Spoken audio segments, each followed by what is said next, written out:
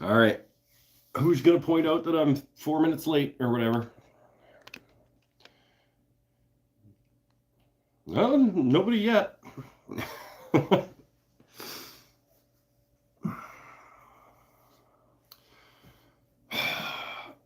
I'm here.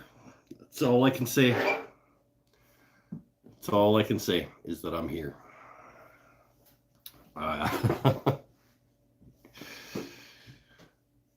Oh, I should have known that this was going to happen. As soon as I go back, as soon as I say, okay, Saturday, we're going back to Saturday, because I'm better after work on Saturdays now. As soon as I said it, I had a Saturday on my feet. I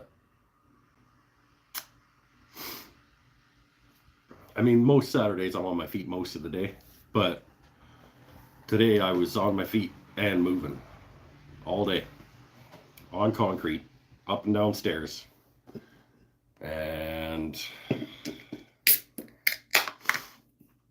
so the show title that is like, let's get it out of the way. The show title is the maybe not section of the show title is accurate, because I cannot be standing anymore for today.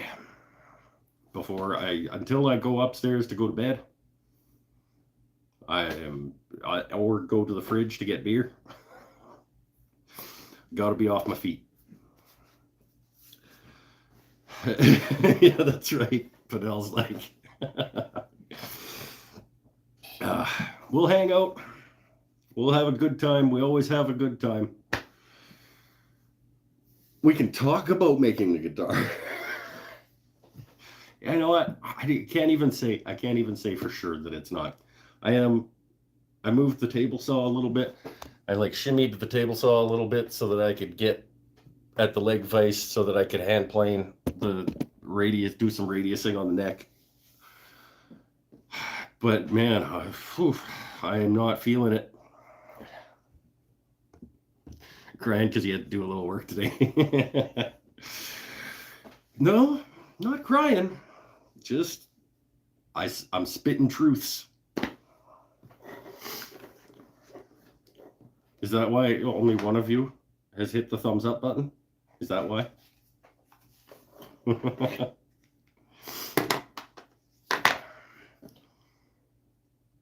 Cheers, McGill.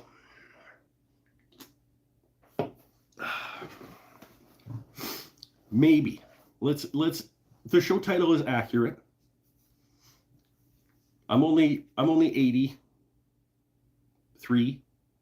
sure that I'm not going to do any work on the guitar.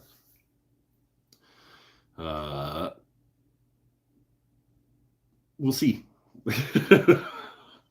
If I'm off my feet for a little bit and then I stand up and I don't want to just sit right back down again, we'll see. I mean, all it was going to be, I just have to radius the fretboard. That's all I was going to be doing tonight. So maybe we'll at least put a plane to it and take a few strokes and see how it goes.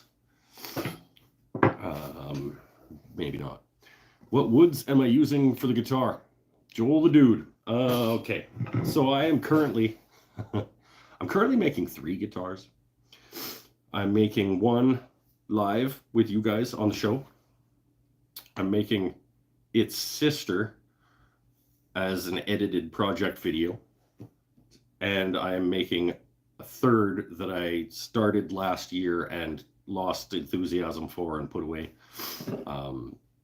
So the one that I'm making live on the show is, yeah, heater out of the way.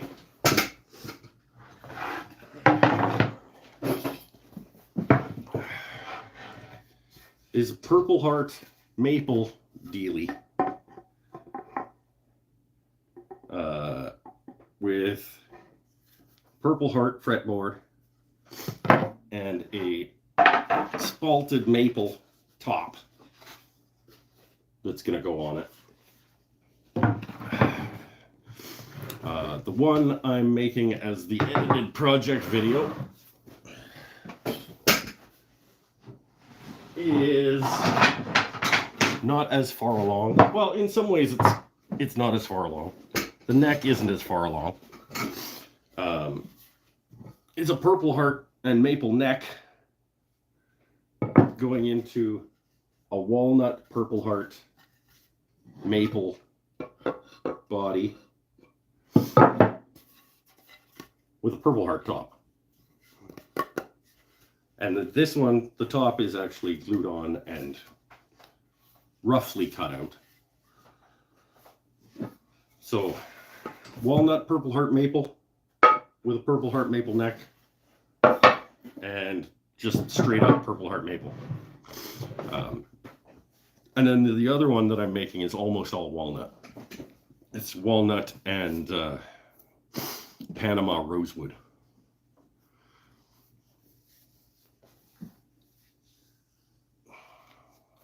Sexy woods, yes. They are not inexpensive materials wise in terms of the woods that are going into them. But they essentially are free as well at the same time, because I started Joel's new, so he wasn't here for the story about me finding these guitar blanks that I made 5 years ago. I decided I was gonna make a couple of guitars, and so I started by gluing up neck blanks and guitar body blanks, and then I went, dude, you don't know how to make guitars. You don't know anything. You don't know how to woodwork. What are you doing? And I put them inside, and they got shuffled in behind some other stuff in the house.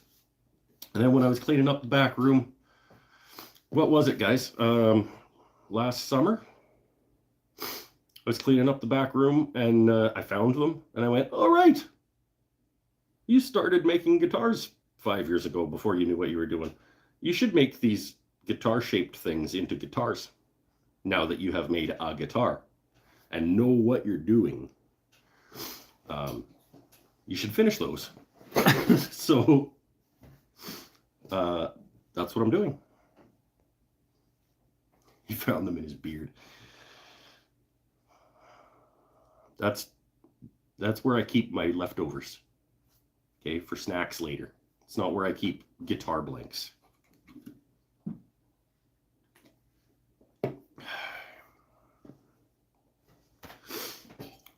And so the one that we're making live is this one, the maple Purple Heart guy. We've gotten this far on the neck. It's like neck shaped, and the fretboard is on, and the fret slots are cut. And the top has been book matched and jointed to go on the body. We're making progress. Did I template route the body? I absolutely did not. It was just, I just like freehand drew the general shape of a guitar and cut it out. It's like, no idea what I was doing. I am going to template route the neck pocket with the template that I made during the production of my first guitar.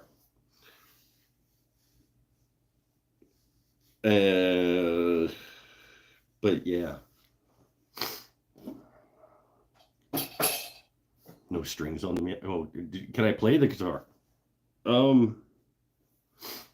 It's debatable. I mean, the answer is yes, but anybody can play the guitar. You just have to strum the strings and you're playing the guitar.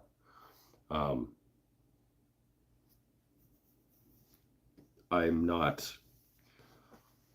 would not claim to be a guitar player. If somebody said, do you play guitar? I would say, yeah, kinda. If somebody said, are you a guitar player? I would say, absolutely not. I was just thinking it would be funny if he said no. Waldrop makes a dozen guitars a month and doesn't play guitar at all. Leo Fender didn't play guitar.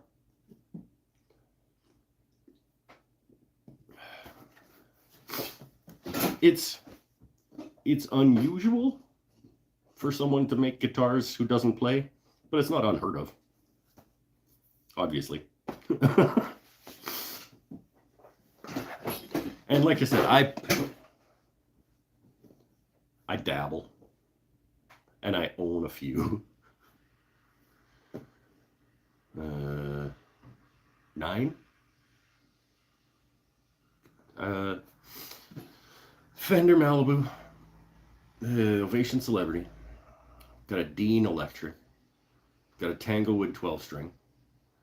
I've got Dawn. I've got like a Vantage Stratocaster-y kind of a thing. I've got a crate bass. I've got a Fender Teleacoustic.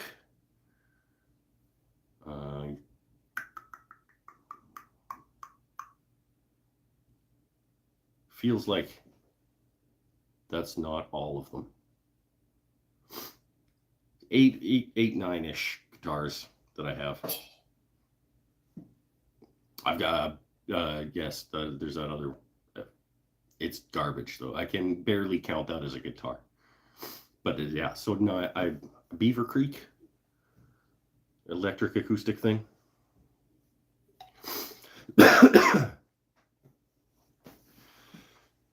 That I picked up because it was like $50 when I was like, sure.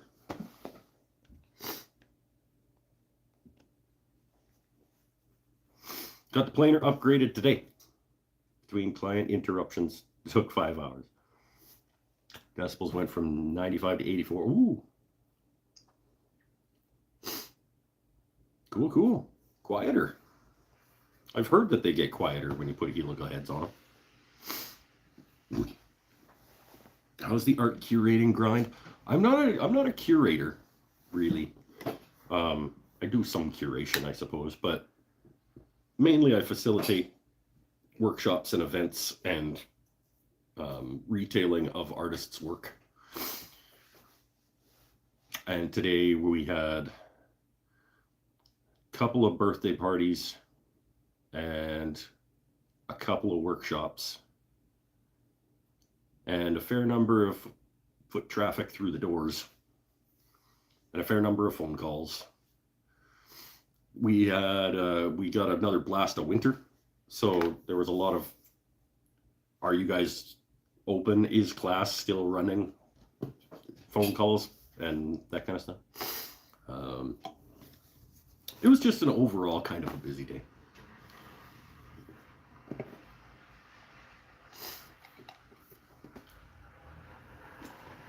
Most Saturdays are relatively busy, but a lot of Saturdays, at least parts of my day, are sitting in a chair at a computer, designing things, running a Glowforge, making marketing materials, things like that. And today I didn't have nearly enough on my ass time. And it's two floors, so there's a lot of up and downing between floors. And I'm not in awesome shape. I'm in better shape than I was when I started. But been hand sanding a China-made table, stripping off the finish. Just trying to get the house better furnished. Coworker gave you a free table and you're refinishing it. Damn. Refinishing tables. No, I don't. I mean, I've done it. Have I really? It's scuff sand and put some more finish on. I've never like gone right back to bare wood on anything. And not true. But that was not refinishing. That was repurposing a tabletop into a smaller coffee table. And it's not fun going through layers of, because people put way too much finish on things. Getting back to bare wood is not great. It blows, but it's teaching you about strippers. Well, how old are you? You haven't learned about strippers yet? Testing Quick Strip and Citrus Strip. Okay. I don't know what I used the last time I had to use a stripper. It was yeah. It's like almost like a gel, not a gel consistency, but it was really thick, kind of gloopy stuff. And yeah, outside, because potency, VOCs, it's just not my thing. Some people are really good at it. Some people get a kick out of refinishing furniture. Like they actually like it. It feeds them. But for me, it's just labor. It's never been something I was excited to do. Let's put it that way. There's never been like, oh sweet, I get to refinish a piece of furniture. A couple of channels on YouTube that do antique furniture refinishing. They can have it. It's probably awesome for them. Nope. I would rather make something else and finish it instead of refinishing something else.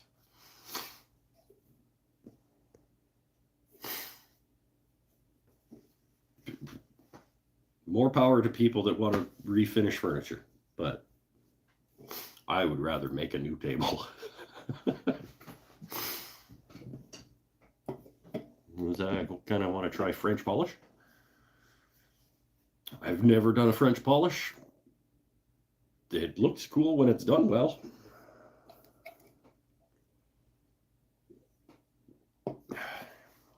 It's apparently fairly labor intensive. Lots of moving shellac around by reactivating it, and yeah, I know the theory behind it. I've never found a need. Is French polish one of these guitars? Nope. Me too. Comment for Joel if he needs tips, since they do it all the time. Me too. Comment for Joel. Maybe.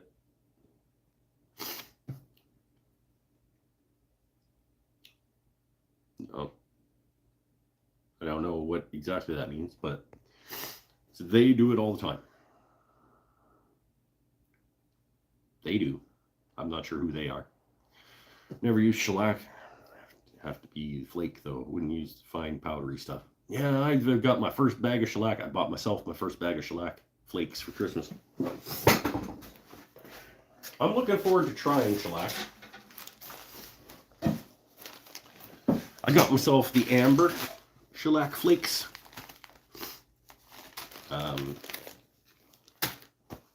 Because I thought, why not? Add a little bit of color depth while I'm doing that. I just have to figure out something I want to use amber shellac on. I hear it's edible. Well, yeah, I mean it's organic. You just mix it into some cereal. You could consume it. I'm probably not gonna.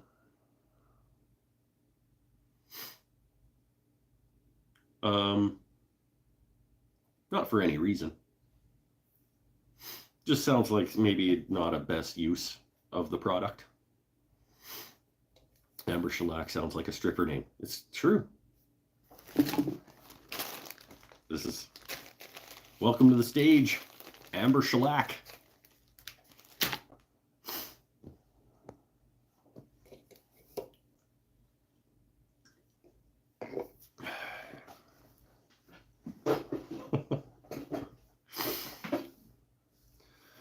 Oh,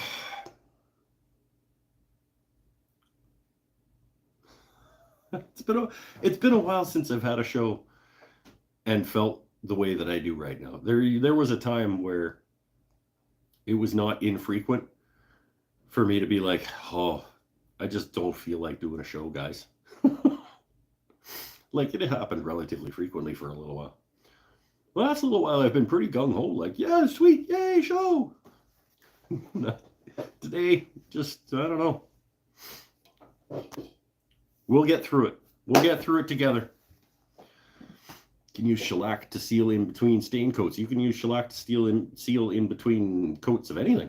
It's called the universal binder. In fact, you could do you could go in between a polyurethane and an oil with shellac because the shellac will stick to the polyurethane and the oil will stick to the shellac. A lot of people, when they want to use various finishes, they just use shellac in between them so that they adhere to each other.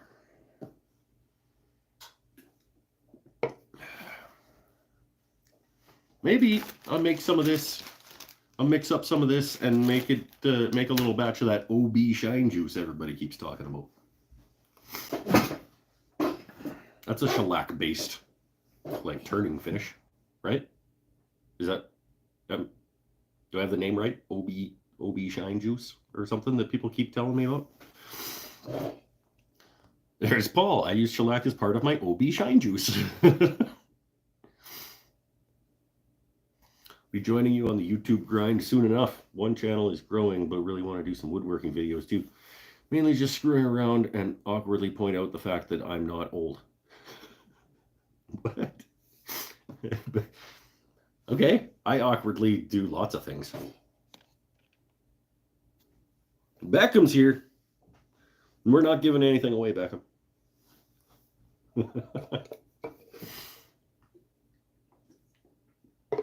For the new guys, Beckham wins things on the show. Like, most of the time, if I'm giving stuff away, it's a safe bet that Beckham is gonna be getting one of those things generally. It's not, I was gonna say that's not true, but it's not untrue. Beckham wins a fair number of things from this show. Beckham needs a free calendar. Beckham probably will be getting a calendar. I'm going to, you know what? Okay, here's what I'm going to do. Anybody, trying to think, what level is Beckham? Beckham, what level are you at on Patreon?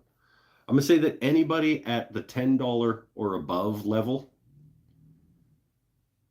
as of March 1st,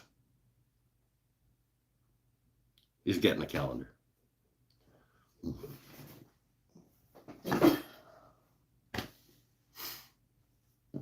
So, good time to sign up for Patreon, everybody. If you're not a supporter on Patreon, patreon.com/woodenthingsandstuff.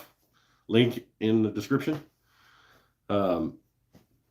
Anybody who is at $10 or above on the 1st of March, when the withdrawals come out of people's accounts, will be getting a calendar. Does the calendar have my birthday on it? No, but I want to say you're in there for something. Maybe not. Pinnell's birthday's in there. 5,000 subscriber giveaway. I don't know. I'm not sure.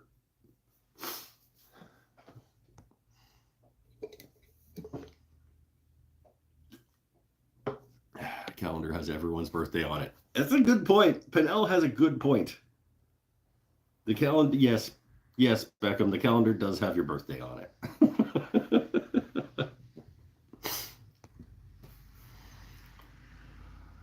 It's April 5th. Hold on.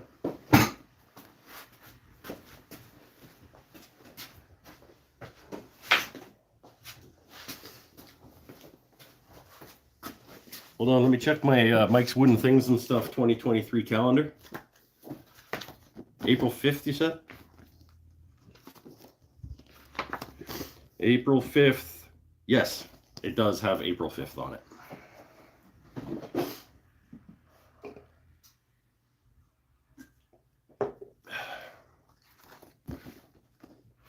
Oh, really? Yeah. That you want to see? Okay, hold on. April 5th. In fact, Passover. Passover begins on April 5th.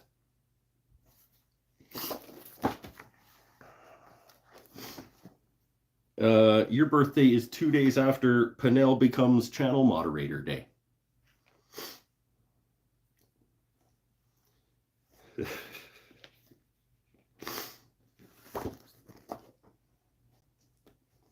That's a good. My friend Marissa is a really good photographer. Lots of good photos in here.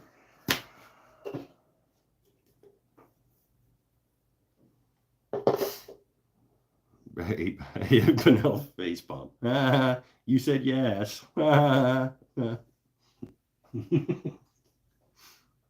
Idiot. I should look into the more powers that I'm allowed to give you. Should go into the back end of YouTube and see what these new powers you can give your moderators are. I don't. Just keep your phone out of your pocket while you're watching the show, would you? Mind control powers. No more, but you don't want any more powers? I kind of don't want you to have any more powers. But you can also moderate like regular channel comments and stuff too, can't you? You don't get like notified when somebody comments on one of my shows, do you? Like, I hope that you don't get, because I do. I hope you don't get notifications when somebody comments on one of my videos, because you should turn that off. Oh, you would have told me by now, because it would be annoying.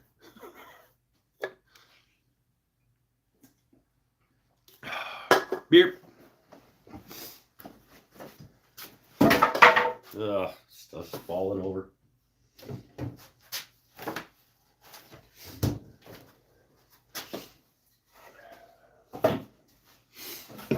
Oh, it's just that kind of day. I can't even get things to stand up. Don't get notified. Never tried to moderate? Yeah, don't. I'm not big enough that I can't handle moderating my own comments. If I ever get to, let's say 100,000 subscribers, if I somehow manage to get to 100,000 subscribers, maybe I would get somebody to help me do comment moderation.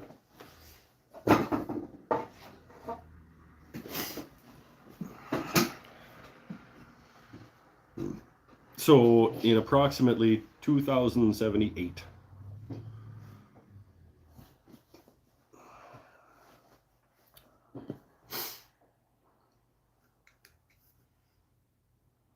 don't moderate, always access. I like that.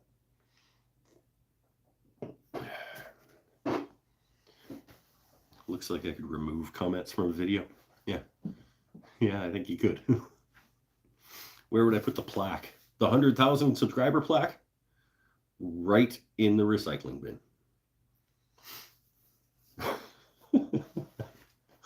No, I don't know. I probably up behind me somewhere. It might just stay in its box that it got shipped in. It's not. I don't know how I would feel about getting that big. Maybe I would be proud of myself, but I mean, I can't fathom how that would happen, let alone like what I would do when that happens.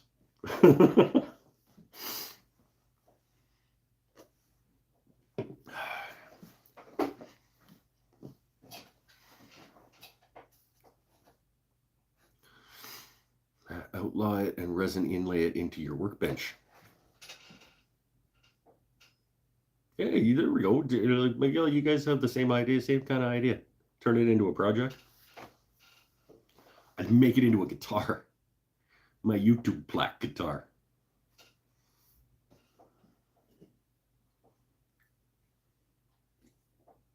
I wouldn't want to inlay it into my bench. I'd have to look at it all the time. Or do something with it that wouldn't make me have to see it all the time.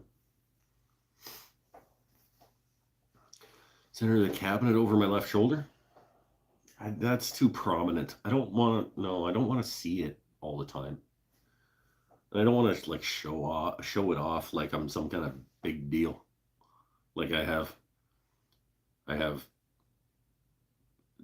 many leather-bound books, and my office smells of rich mahogany. You know, like that's not. I'm not. That's not my thing. Hey, everybody, come and see how good I look. I knew I liked Joel.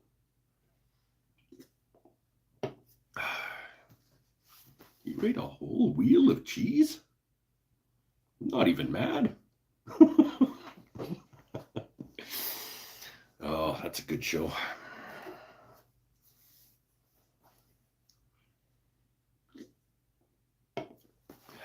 If 100,000 people tune in to see you, you're doing better than the nightly news. Well, if 100,000 people clicked the button that said that they like what I do, then, I mean, I would feel like it would be cool. Don't get me wrong, like, everyone has an ego. It would be rad to know that that many people appreciated what I do. But I kind of don't care if people appreciate what I do. I mean, I do care if people appreciate what I do. That was a bad way to say that. I care that people appreciate what I do. But it's not about the number of people who appreciate what I do. It's the fact that anybody does.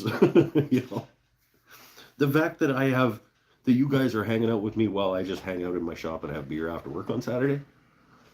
That makes me feel good about what I do.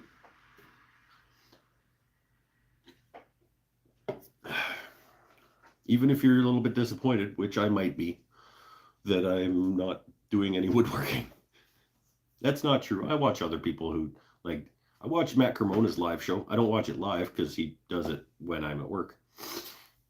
But I watch it after the fact with him hanging out with his wife, like answering questions in the shop, just hanging out, having a good time. I watch that. And he's not making anything. It's about showing all the plebs you're cool and popular.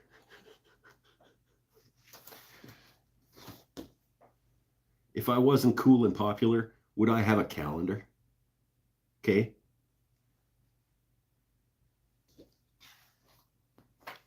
I mean, I don't know if you know this, but I'm kind of a big deal.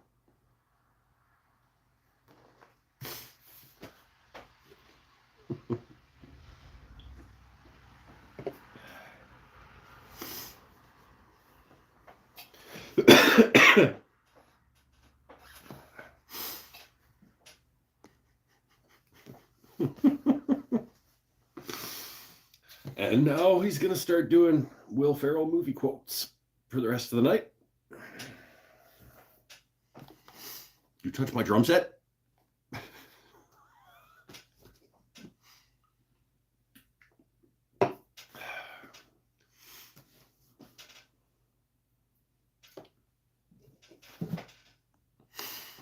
Oh. Sometimes this show just becomes, it goes in a direction nobody could have ever anticipated. Worship me and my woodworking prowess, thou peasants.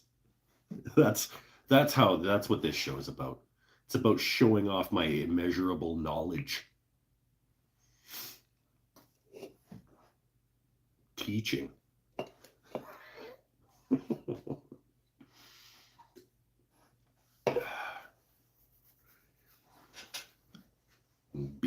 Being impressive. That's what this show is about.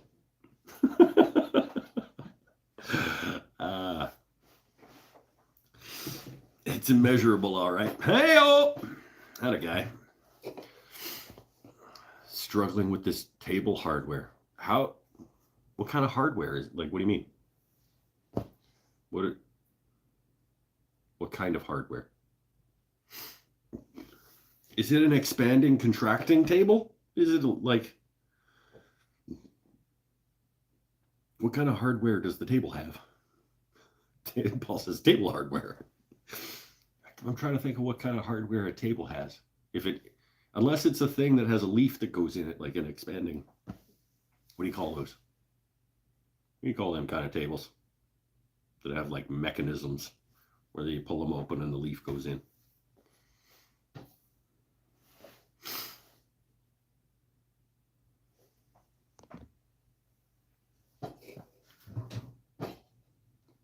Tables I won't buy. That's what you call them. Yeah, okay. Just Allen key bolts. There's a certain arrangement for the runners. It's a square table, just struggling getting a leg in place at the moment. Okay. Well, maybe because you're watching this idiot instead of paying attention to what you're doing.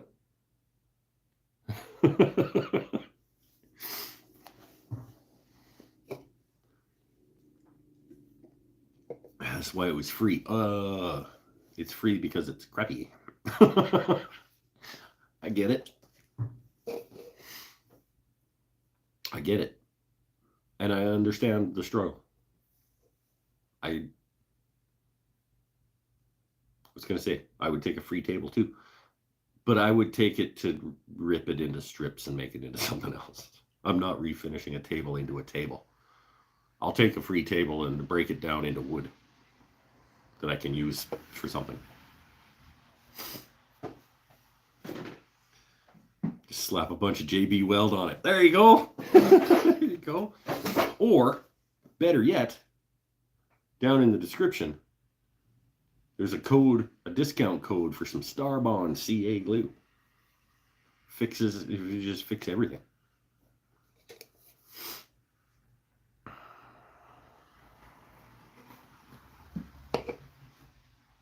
Thanks, Starbond.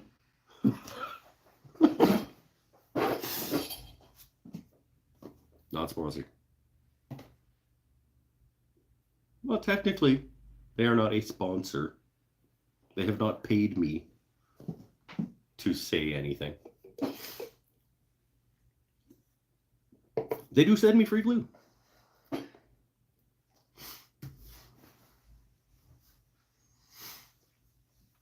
Which is awesome. Copyright reported. No.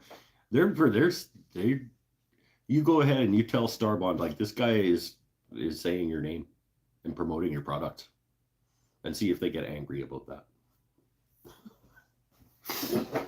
I wouldn't use it, and I wouldn't tell people to use it if it wasn't good, whether they sent it to me for free or not. I wouldn't keep using it, and I wouldn't tell people to use it if it wasn't good. Unlike the Tangy Zip of Craft Miracle Whip. That's right. Oh, harkening back. That's old school live show. That's well done, Pinnell. Forgot about the Miracle Whip argument that I had. Who was I having the Miracle Whip argument with? It wasn't Lily.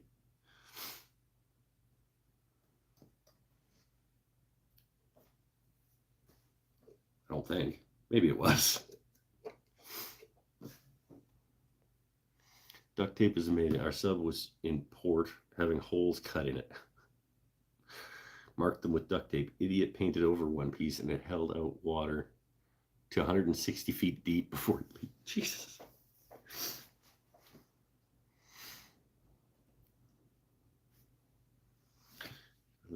Condiment? No, it wasn't. It was before Condiment Fingers. It was like well before that. I think it just came up like organically during the show. Somebody said, like, you put mayonnaise on something, and I was like, I don't put mayonnaise on anything. I use Miracle Whip because it's better.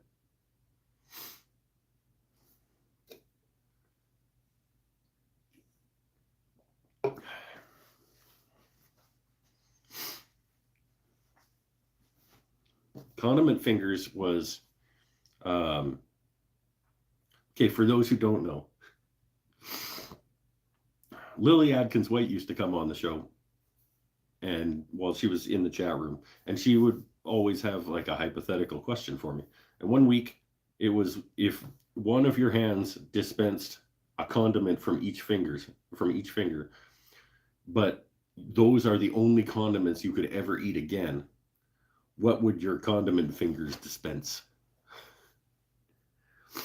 And I don't know that any of them were Miracle Whip. I think I went with ketchup, mustard,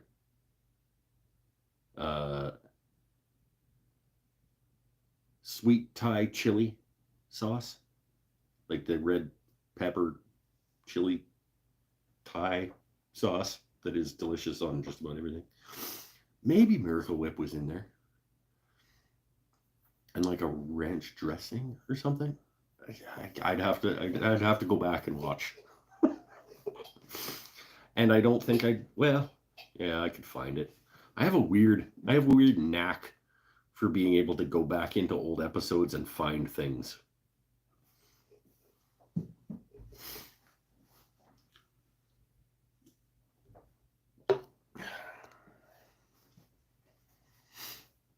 No relish. Relish is terrible. Relish doesn't belong in the world.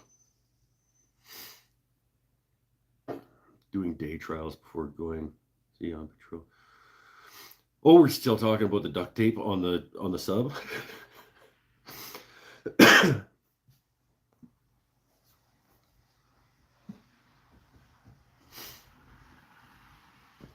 We're talking about a specific shipyard. Okay, I don't know. You guys can have a little side discussion about shipyards and submarines.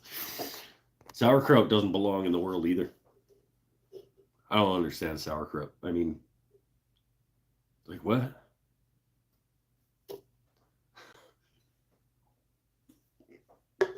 Yeah. No. It's another thing on this show when it starts going in weird directions. For some reason, it always comes around to food, which is cool. We haven't had a good food discussion for a while on the show. Sauerkraut is terrible. Fight me. Did he say maple syrup? Maple syrup has its place in the world. I'm not as big on maple syrup as people might assume because I'm Canadian, which is weird. It's like a Canadian stereotype that everybody loves maple syrup. It's okay. I think my favorite thing to have maple syrup on is bacon. I like dipping bacon in the maple syrup runoff from the waffle or the pancake. I need the bacon in it. It's actually better than the maple syrup was on the waffle.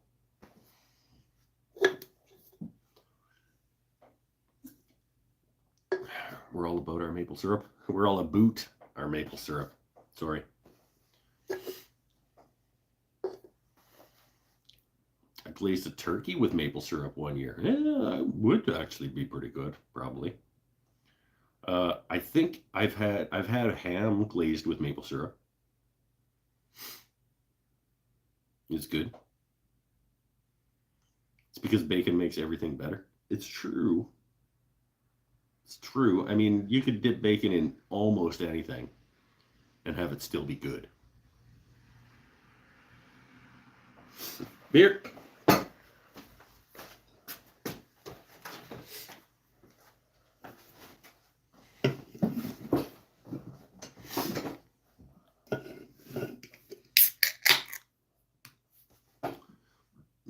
What wouldn't be good on bacon? Like that's a food. Or that's supposed to be eaten. Like obviously anything made by Varathane would not be good on bacon. But I mean, it's not good on anything else either. So,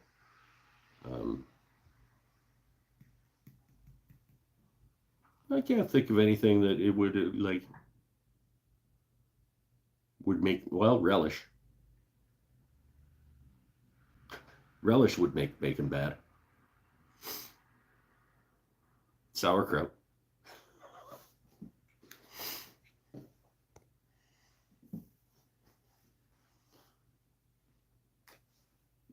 I actually had too much bacon one time and had to take a few months off bacon. You OD'd on bacon and couldn't eat it? Damn. I think the only thing I've ever done that with is vodka.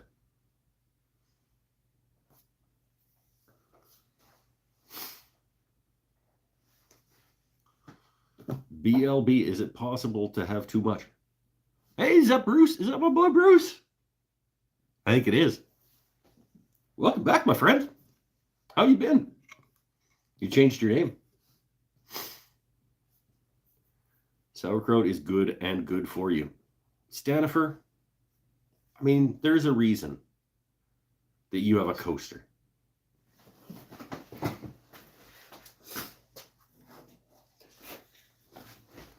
And for those of you who don't know, these coasters are available in my Etsy store, linked below.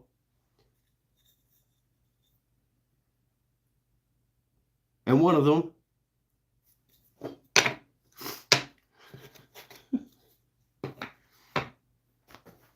you like anonymity? Oh, okay, sorry. I didn't mean to out you as being Bruce.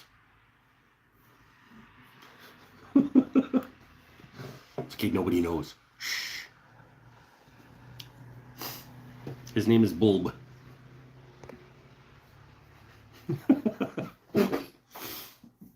Hey, Bulb. I don't know if you're aware, but I'm making 3 guitars right now. I have that coaster. Got my dirty bastard ale sitting on it at the moment. It's true. He's not lying. He does have. Well, you don't have this coaster.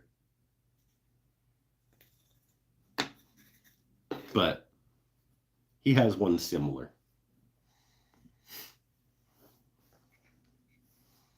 Bulb is Bob with a strong English accent. Bulb. Kinda. Bulb. Bulb. Kinda.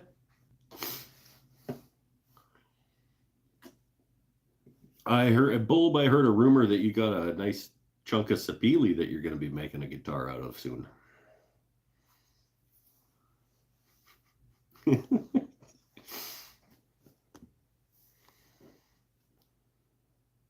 Which is where we initially met, was when Bulb was looking at my guitar hanging in an art gallery. And that guitar is mostly made out of sapele. Yeah, well, you should pick up Dawn at some point. I should let you hold her and you can tell me, because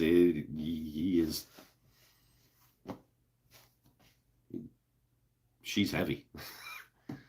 And Bulb is from Plano. It's true. We talked about Bulb on the show after I met him. And how I now know 2 people from Plano, Texas, both of whom make guitars.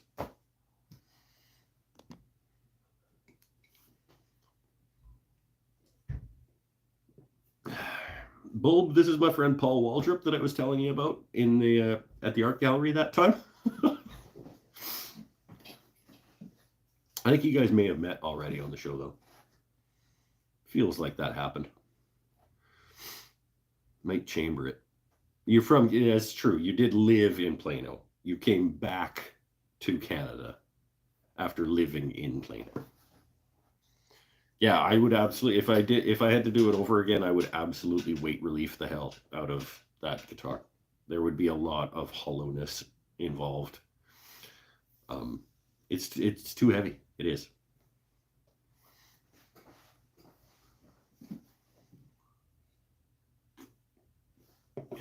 But it was the first one ever, and I didn't know what I was doing.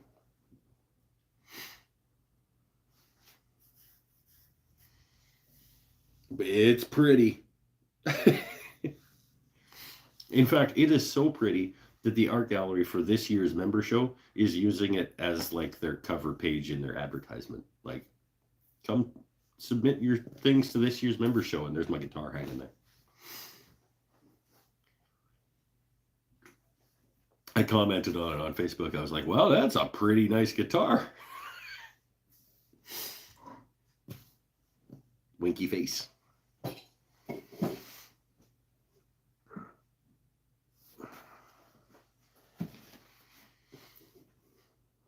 He didn't know what he was doing then. He still doesn't, but he didn't know then either. Hey-oh.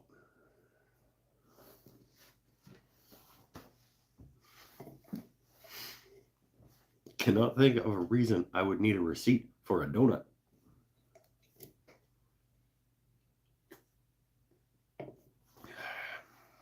Why would I ever need to prove to someone that I bought a donut?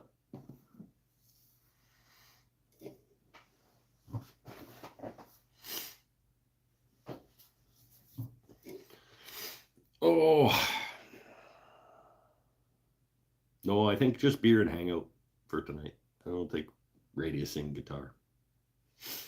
I like that this one. I like that. Yeah, do I like? I'm okay with the two sister builds going at different paces in different sections.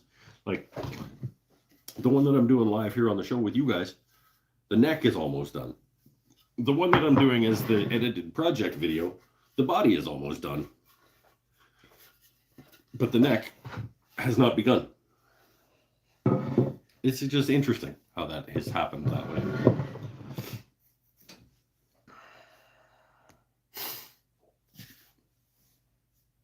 If you want to get wind burnt, freezer burnt, and sunburnt in the same week, visit Lubbock, Texas. Okay. Okay, fair enough. Lubbock or Amarillo are the worst places in Texas for crazy weather patterns. We've got, I mean, not to that extent, but like we live in the best place in the world. We can go golfing and skiing on the same day, and like within 15-minute drive of each other, in February or December. But we do have some weird weather patterns. Like even this last blast of winter that just came through over the last couple of days. 2 days ago, like an hour up the highway, got like 1.5 feet of snow, and we were just golden. We were gorgeous. And we're an hour away, and they got 1.5 feet of snow all over their town. Like, it was weird. It was a little bit weird. Like I had people calling me at the collective being like, I'm probably not going to be able to make it to class on Sunday. I can't get out of my driveway. I live in Qualicum Beach. And I'm like, really? What happened? And they're like, we got like 1 foot of snow overnight. I'm like, what? Weird. We got nothing.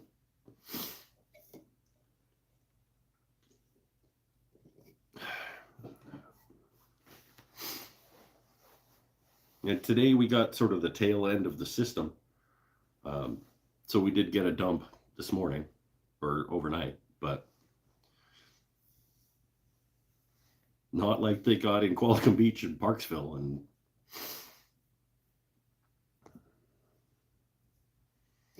Texans don't even salt the roads. Well, we barely shovel ours because it's going to be gone in a couple of days.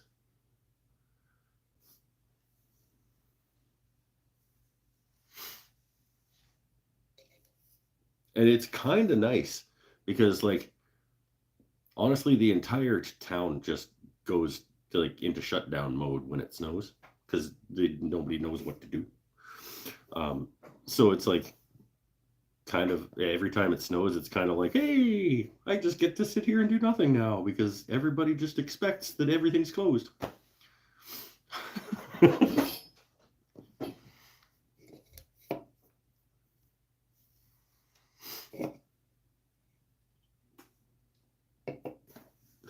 But there's no, I mean, when I go to work, I'm never sitting there doing nothing.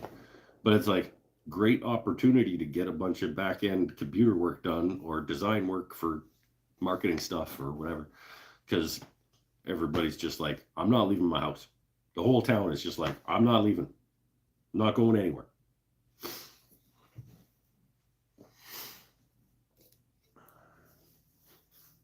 Which is probably for the best because they don't know what they're doing.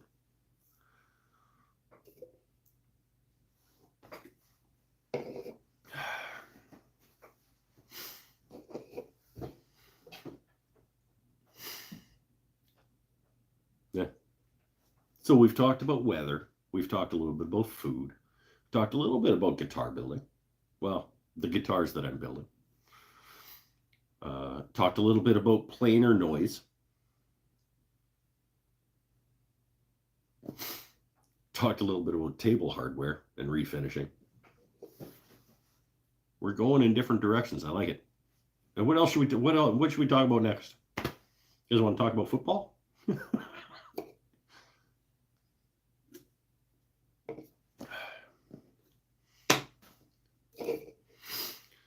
Oh, yeah. That's good. This is good to just hang out with my friends I've never met, and one of which I have.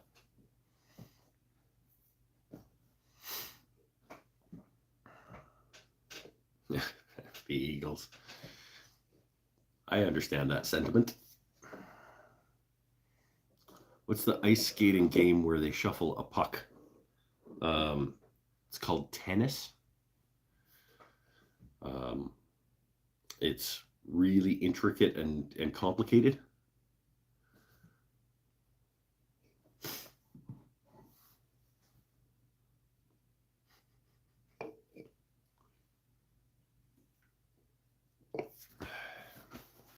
Unless you're referring to that other ice skating puck game that Vince Vaughn made a movie about a little while back called Dodgeball.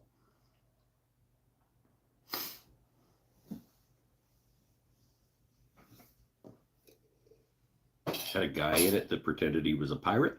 It was pretty funny.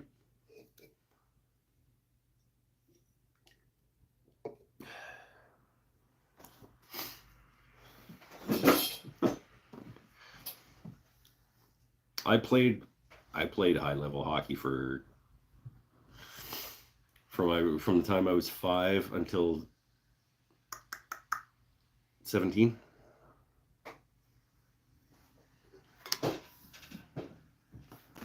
And I no, I wouldn't have gone places with it. I could have gone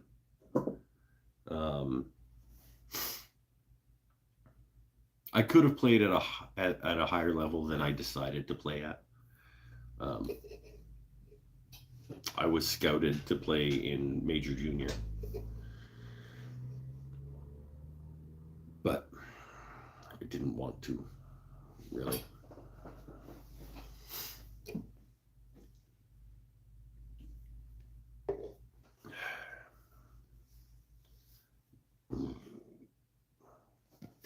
I just think of Letterkenny when I hear hockey. I'd never watched it.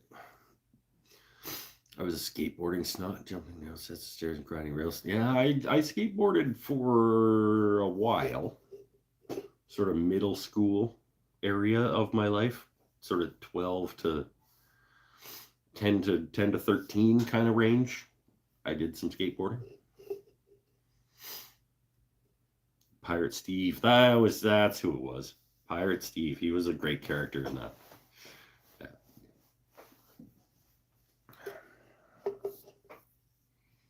He wasn't as good a character as Rip Torn played. The old coach who drank his own urine. That was a good character.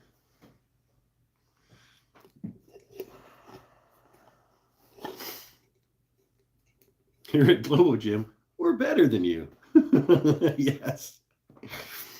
I played football, did martial arts, and weightlifted. Now my bones ache. I played everything. I was a jockey kid. I played while I played hockey at a high level. I played basketball, football, badminton, volleyball, like competitively. I was actually like, I think I was the third or so ranked high school badminton player in Saskatchewan at one point. Um, Baseball, I played for a long time. Soccer, I played, but then I had to pick between soccer and baseball because they both happened at the same time. So I played baseball. But yeah, I played baseball, hockey, volleyball, basketball, badminton, football, like at competitive levels through high school.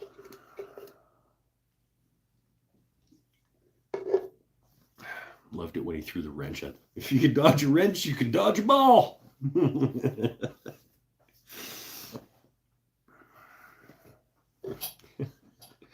Necessary? Is it necessary to drink my own urine? Nope.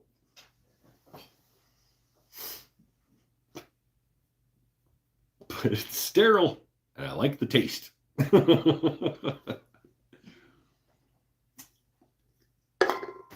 Beer.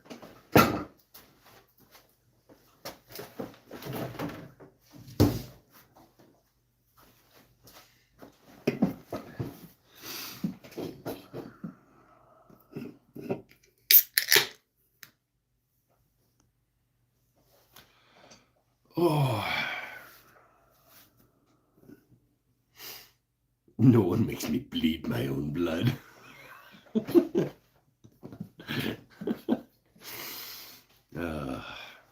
Yeah, it was a good movie. I should watch that movie again one of these days. That was a good movie. I bet Sven would like that. My boy would like that movie. Oh, next weekend? Yeah. Next Sunday, gonna go see the new Ant-Man Wasp. I always hold off when new Marvel movies come out for a few weeks to like let the theaters die down because I don't like big packed theaters. So next weekend we're watching new Ant-Man. The 5 Ds of dodgeball. That's right. Dodge, duck, dip, dive, and dodge.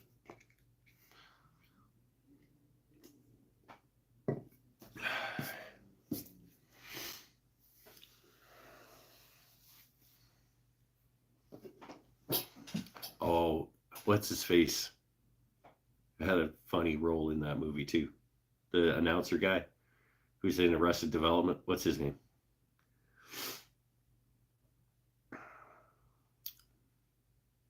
He did that Ozark show that I still haven't seen that everybody's raving about.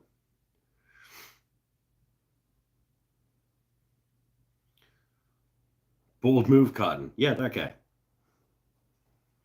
See if it works out for him. That guy. He had a good. That was. He probably only had 2 days of work, but it was a good role. Why can't I remember his name?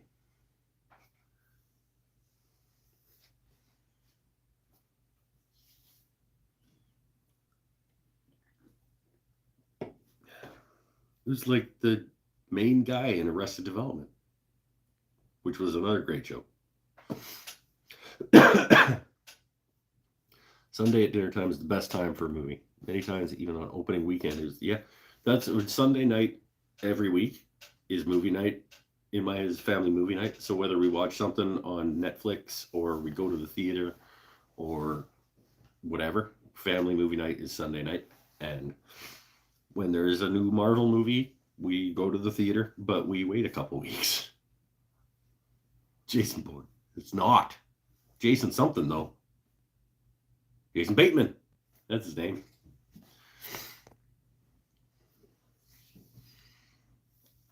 Yeah, we always watch, most of the time it's movies. Sometimes we watch a series if there's a series that we're into. Like we on family movie night, we watch The Mandalorian. But we'll watch like 3 episodes every Sunday. Or we watched, that's how we watched Miss Marvel. That's how we watched Loki. It's basically the only time I'm watching shows / movies is on Sunday nights. It's the only time I'm in front of a television.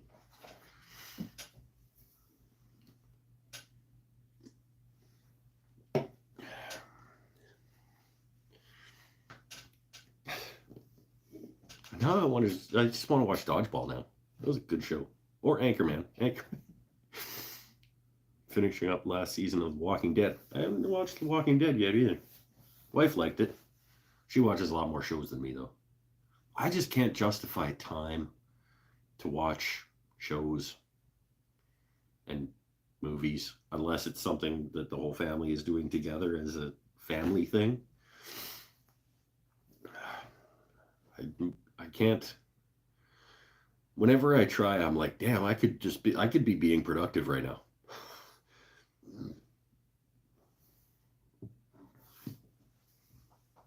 I haven't seen. I should absolutely watch Game of Thrones.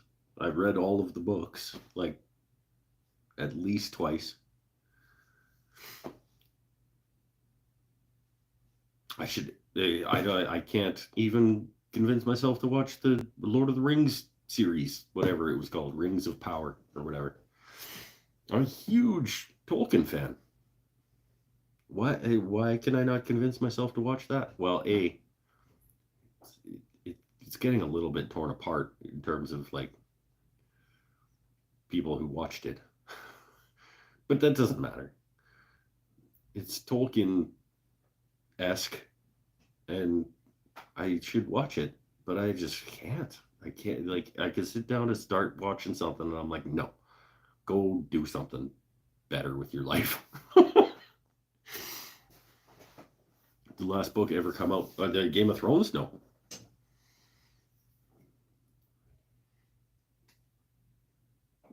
They're doing a reboot of Lord of the Rings for modern audiences.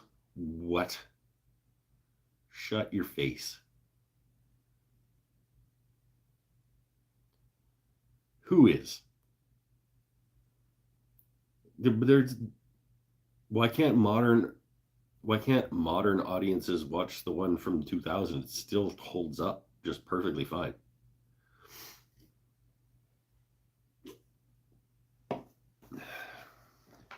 It's still the best movie ever made. When you put all three of them together and call it one movie, it's still the best movie ever made.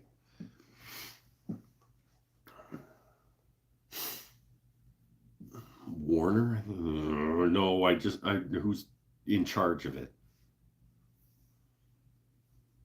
Now I'm getting angry. Joel, I was having fun.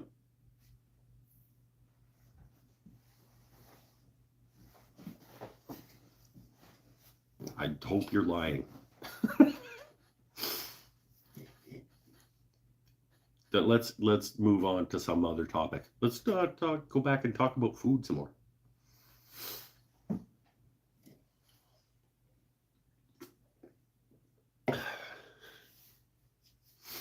Rather talk about politics than talk about somebody remaking Lord of the Rings.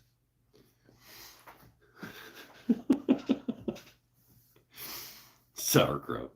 Let's talk about how delicious sauerkraut is. Whether or not it belongs on sandwiches. No.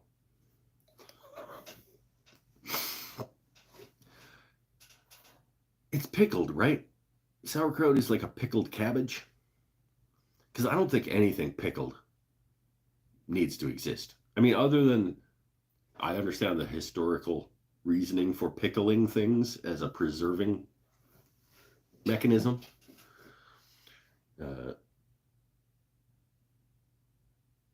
But, like, no. Don't pickle stuff. Almost got this damn table put together. Hey! Okay. Almost only counts in horseshoes, hand grenades, and shit fights. Okay? Let us know when it's actually put together. Gas station sushi. I'll take gas station sushi over sauerkraut every day. I don't even like sushi from a sushi restaurant. Like with a sushi chef making it.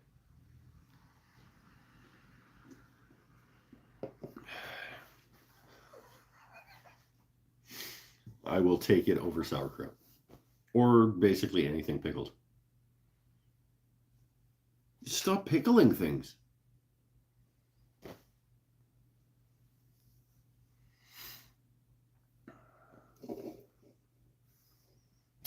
No sushi, no sashimi. No.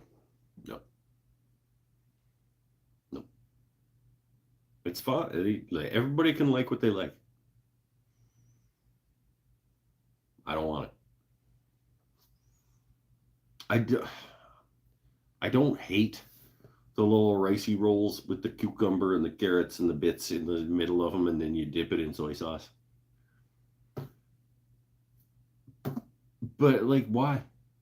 It's a lot of work to put in to make something that is just like adequate. Or just eat rice and carrots and celery and or cucumber and shit. Like, why you go through the effort to make it into a roll wrapped in fucking seaweed? Like,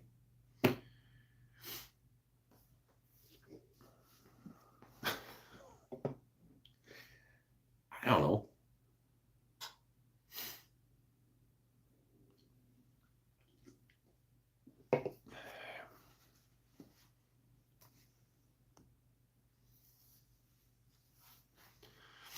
Put it on bacon. Maybe if you wrapped the bacon maybe if you use bacon instead of seaweed.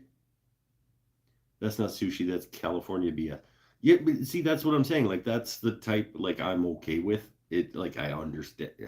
I don't even really understand it, but like, I can put it in my face.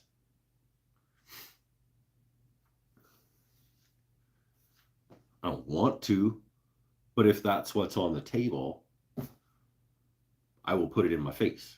I will dip it in soy sauce. Like, it'll soak up a lot of that. As long as it's China Lily soy sauce. Don't give me that Kikkoman. Kikkoman can suck it. China Lily soy sauce. This episode of Mike's Wooden Things and Stuff brought to you by China Lily soy sauce. The only soy sauce worth eating. Raw fish, wasabi, and rice. Everybody can like what they like. If you want to eat raw fish, wasabi, and rice, that's fine. I will have a steak with some roasted potatoes and a nice piece of garlic toast.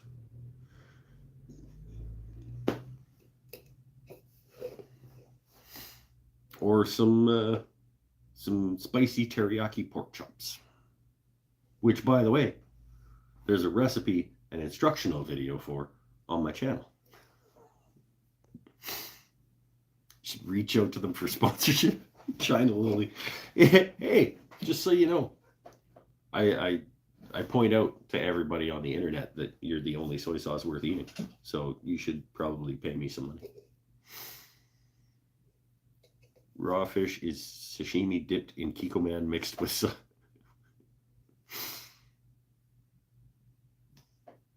a Kikkoman is fucking terrible soy sauce.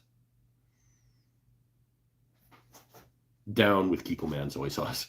The only thing good about Kikkoman soy sauce is their cool bottle that has the hole through the top of it, and you plug one end, and it's like the science of like, I don't off the top of my head know what the scientific reasoning is from like the air pressure of you taking your finger off one side makes it come out the other side. Their bottle, you buy Kikkoman once to get the cool bottle with the cool lid. You dump it down the sink. You fill that bottle with China Lily soy sauce.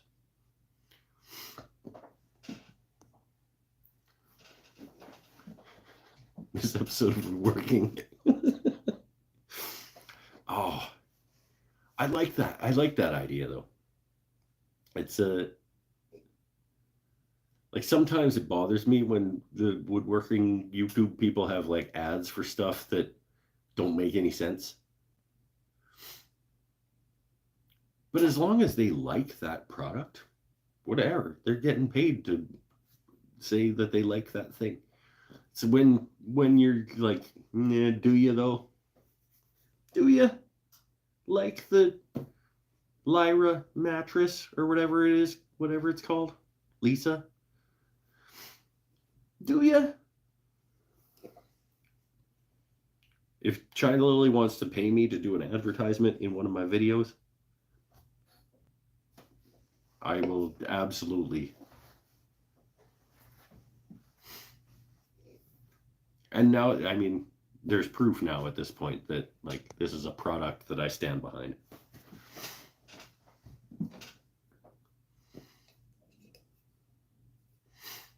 Today's shop tour sponsored. Yeah.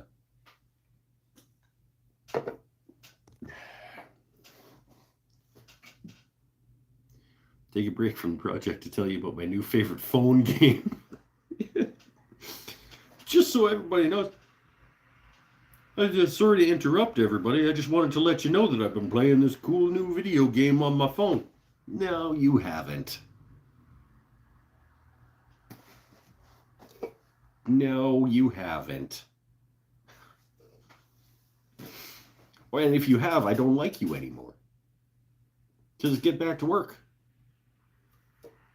Phone game guy.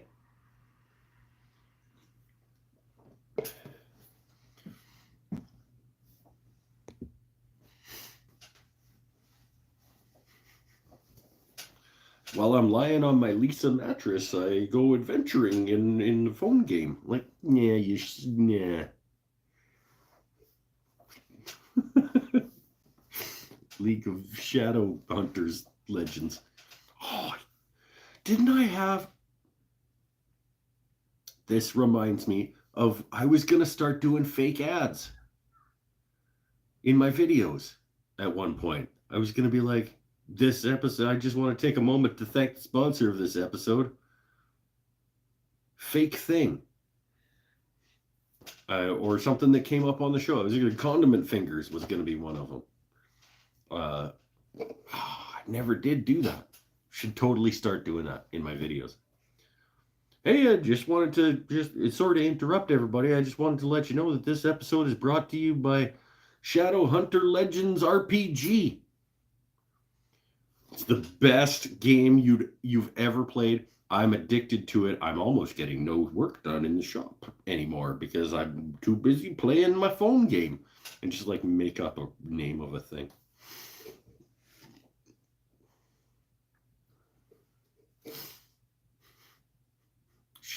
Adventure Quest Shadow Legend 2.0.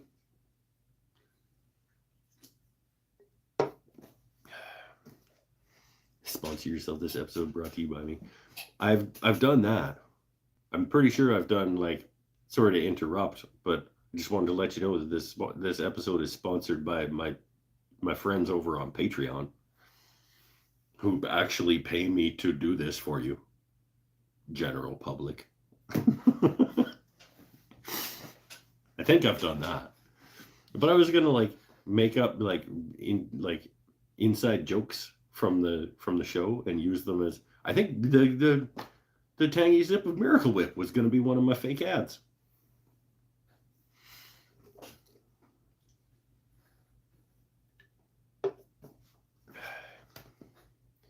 Patreon hype pays me more than YouTube does. There's only 9 of you over there. I have 9 people chipping in on Patreon. And I have 6,000 people on YouTube. And I make more from my 9 people on Patreon than I do from those 6,000 on YouTube.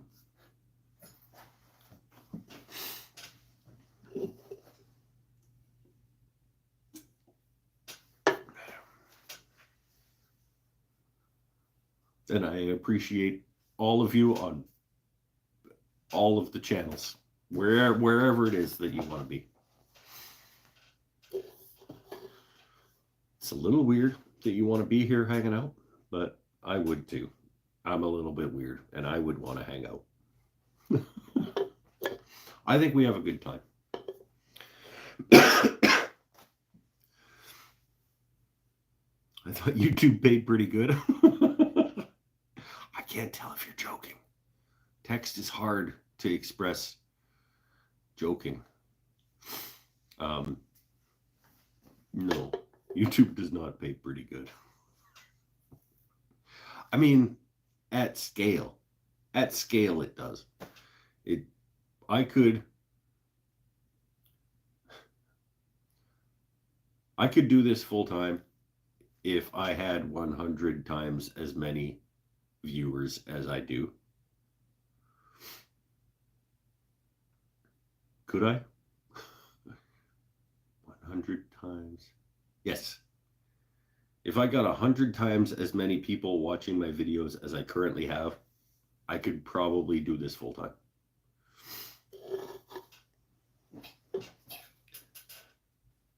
I make approximately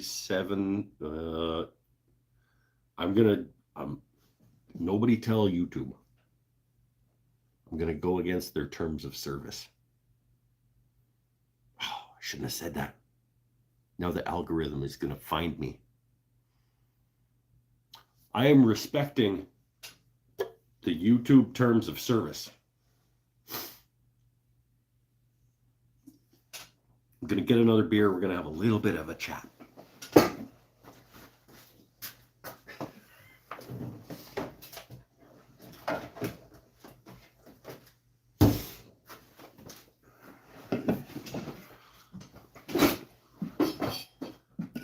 I get somewhere between $6 and $7 per 1,000 views. As a woodworking DIY creator on YouTube. So, but that is also, it's actually something more like somewhere between 4 and 7 based on the number of people who have ad blockers and or premium accounts and stuff like that. But in general, it hovers around $6-ish per 1,000 views. So if I get 10,000 views in a month, I get $70-ish.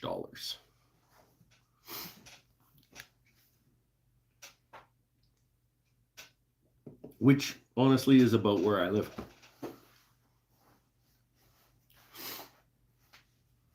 There 10,000 people watch my stuff in a month and I get $70. Sometimes, I mean, it goes up and down, but that's about where I live. 70 extra bucks is not bad. It's true. I'm not complaining about the extra $70 a month.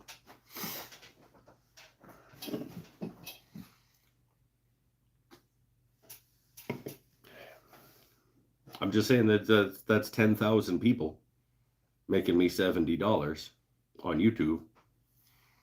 And I have 9 people over on Patreon making me 87 or something dollars a month. So that's what I'm talking about. Maybe if you were a little nicer to me, you would get more viewers. Yeah, because you have huge pull in terms.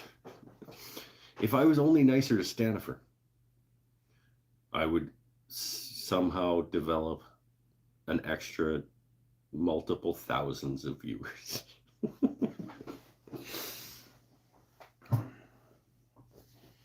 Somebody know something about Stanifer? I don't know. Is he like a big deal? Does he have many leather-bound books?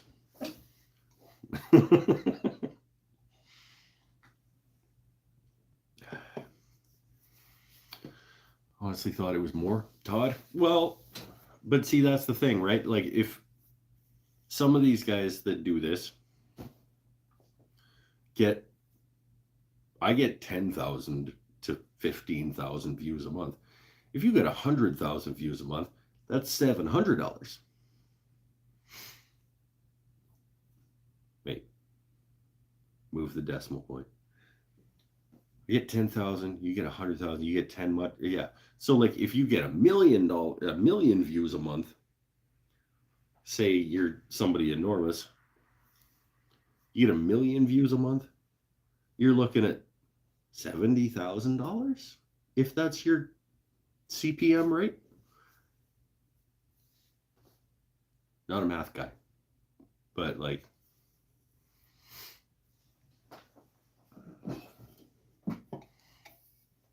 the YouTube grind is versatile. Ad revenue alone doesn't usually bring in the most revenue. Yeah, sponsored. That's why all the content creators are doing like these built-in ads for the like thanking the phone game that they're playing, and the mattress company, and the tangy zip of Miracle Whip, because if Kraft Miracle Whip, the delicious product that it is, gives me $500. Even Bob Kraft wants to send me $500 to talk about how good Miracle Whip is. That's the same as me getting numerous months of ad revenue from YouTube. The tiny zip of custom grit. It is not delicious. I'm gonna be honest. Sorry, Scott. We've talked about it before. It is not delicious.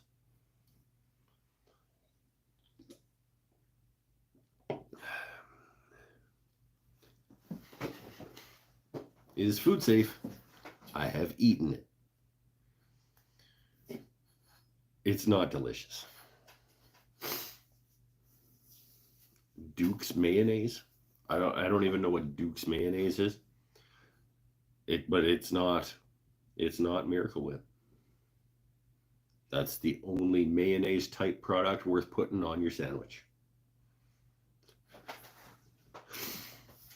I don't even know why I'm advertising for Bob Kraft right now. He is a terrible person.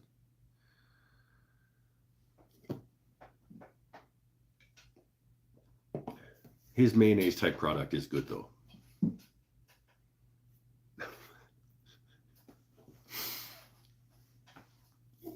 Did I just lose my possibility for a Kraft sponsorship? Probably. Explains why so many creators keep pushing Patreon.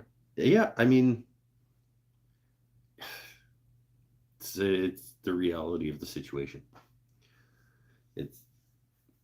You find a way to let people support you in however they want to do that, whether it's watching you on YouTube or chipping in on Patreon or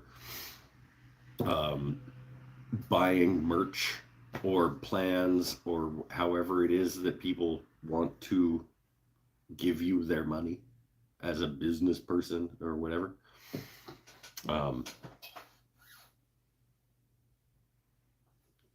Yeah, I don't know that there are too many people that are like making the bulk of their money for even the stupid kids garbage shows where they're doing whatever it is that they're doing on the kids shows. Like I went into Walmart a couple years ago and there was like a YouTuber kid that had toys in the toy section at Walmart.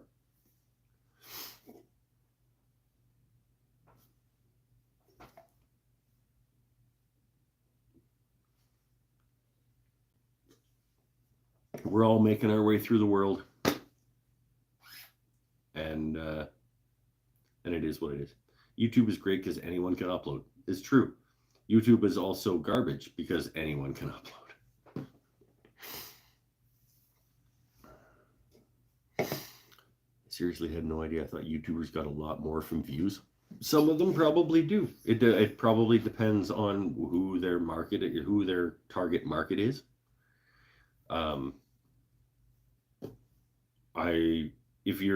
If what it is that you sell and you're buying ad space on YouTube videos, if you don't have an interest in targeting my audience, then my rate doesn't go up. You know what I mean? Like, if you're paying X number of dollars for your ad, but your target audience is 12 to 15-year-old kids, you're not giving me any money to put ads on my videos. It feels like most of my ads, the ads that people see during my videos, are like banks and financial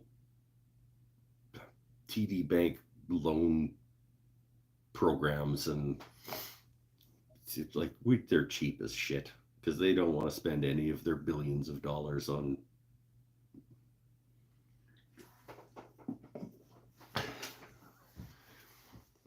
Thank you for the explanation. You're welcome. I'm open and honest about pretty much everything I do. I don't really see a reason to not just be an open book, I guess. Finance ads are actually profitable as far as niches go. Oh, so maybe my $7 per 1,000 is actually pretty high. I don't know. My audience is probably a little older. Yeah, that's right. I get ads for like TD Bank and Toyota sometimes, like car companies, BMO. It's people in my demographic, people that have some disposable income and either want to spend it or save it.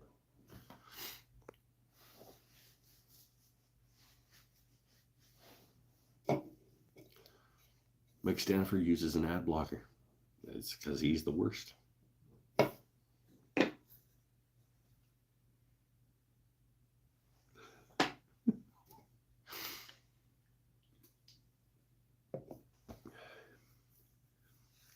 Intact Insurance was the ad that Pinnell had tonight. Yeah, some like those types of things are the types of ads that I get on my channel. Insurance, investment, car companies, Tim Hortons, A&W sometimes, like middle class North America adult with child type. Their demographic is me. Their target demographic is me. I use YouTube Premium so I don't get ads, but my watch time still profits the creators. It's true. I actually have a chart on my back end of YouTube where I see how much money I make from various sources, and one of those lines is the YouTube Premium subscriber membership, and it's a small percentage. Yeah, I want to say I get about 8-ish of my $70-ish a month from people who pay for YouTube memberships and therefore don't see ads.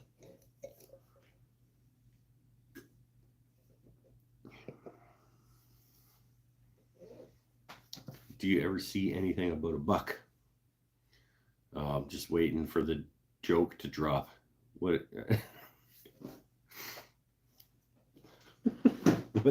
What's the joke?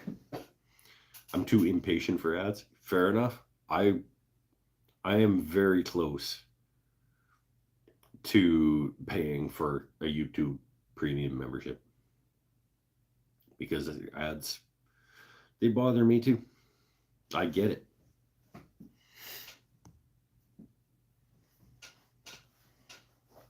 Been getting a lot of 2-minute plus ads from this precious metal mine company listed on TSX trying to sell stonks. You should probably just invest. Pinnell, sounds like they're really, really good, and you should probably give them some of your money.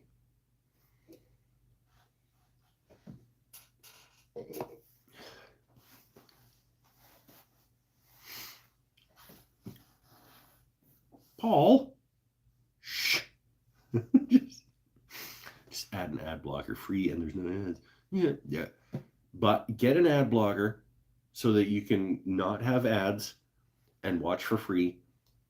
And then head over to patreon.com/wooden things and stuff, like my friend Paul. He's like, I don't have to watch ads. I don't have to pay YouTube any money.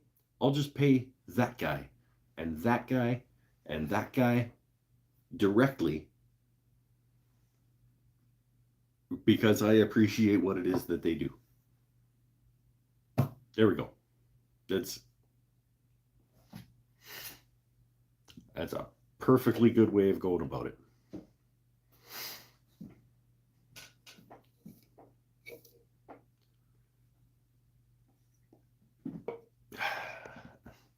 I don't pay anything to Matthias.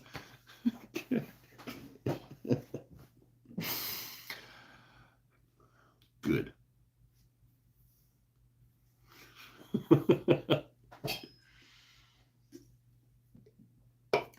Anyway, that was a fun tangent. I leave furniture on the curb for Matthias. I should do that too. Oh, we should start a social media. Like stuff for hashtag stuff for Matthias to pick up.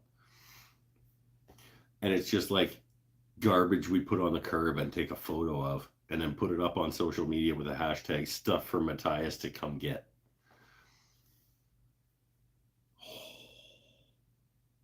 That'd be some good trolling. I say life's too short. Stop being a dick. No, he can do what he can do whatever he wants. That's not just yeah. I'll donate old planer head. I don't have a 735 to put it in, so it doesn't matter.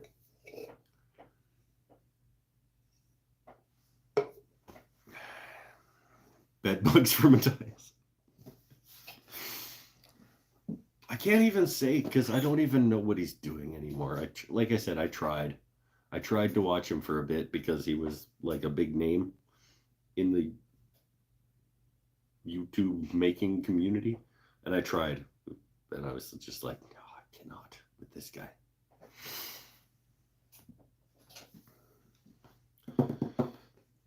let's get off the content creation side of things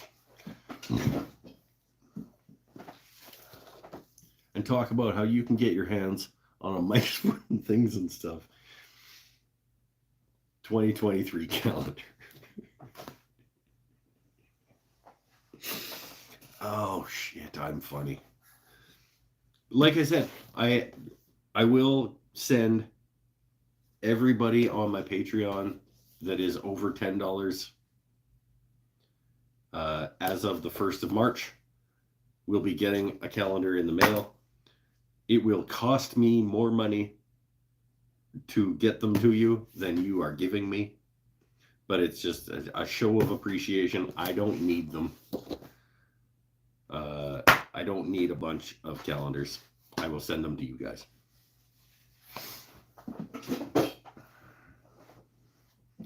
Do I need to reduce your Patreon to not get it? You can tell me you don't want it. Like I'm perfectly happy to not send it to you if you don't want it, because it will cost me money. If you just say like, no, I'm good. Okay. Paul's saying, nah, I'm good. I appreciate that, my friend. Instead of another calendar, just send my money back. You don't get one anyway. I said it's people that are over $10.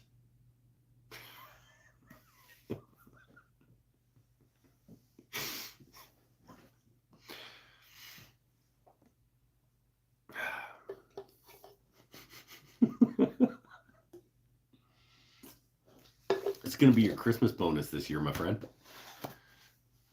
That's the 2023 calendar is going to be your 2023 Christmas bonus. Beckham's getting one. I think McGill's getting one.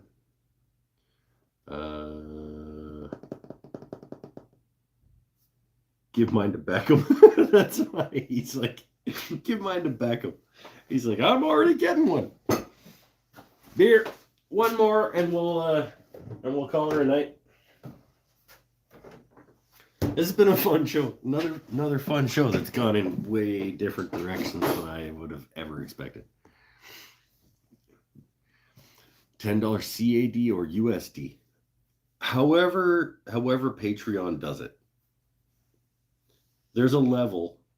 One of the levels that I set at Patreon is you have to name them for some reason. So there's like, buy me a beer, just buy me a coffee, buy me a couple of beer. I don't know what the $10 one is called, but if you are at that level, the $10 level in Patreon or higher than that, I tried super chatting 10 USD, but it didn't do it for some reason. Well, then I don't believe you.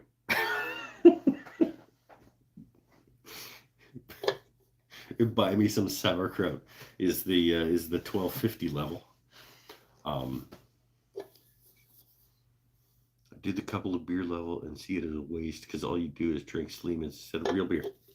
First of all, this is not a Sleeman's product.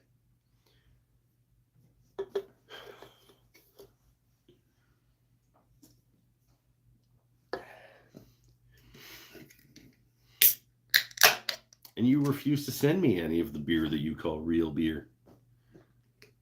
I can't get it here. I went and looked. I tried to get it. I was like, find me some of that dirty bastard. And they said, please, sir, could you leave?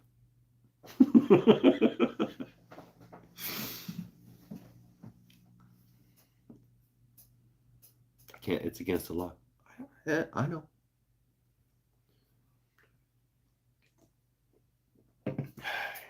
I appreciate the attempt, Joel. It's probably because you don't have your credit card attached to your Google account or some nonsense. I don't know. I tried to give somebody a super chat one time too, and it was like, you need to enter your credit card information. And I was like, no, I'm not giving YouTube my credit card information. I was like, I don't understand why you can't just take it from the money you guys owe me. Like, I have an account with you guys that you guys put money into. Can't you just take $10 out of that to give to that guy? No, I had to give them my credit card information. I'm like, no, never mind. I will send it to him over on Patreon, or I'll buy one of his things.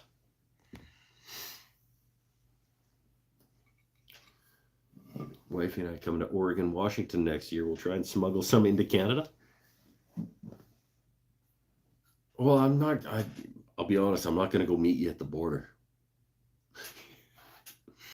If you want to pop on the ferry that goes across from Washington to Victoria, I don't remember what that ferry's called. I mean, maybe, depending on how it works out, I could absolutely figure out a way to meet you down in Victoria. We could go shopping at Lee Valley and go have lunch together or something. Unless you guys wanted to like come up to the island for a day and camp out. We'll have a fire in the backyard and throw some meat on the barbecue and stuff. You're welcome to come visit.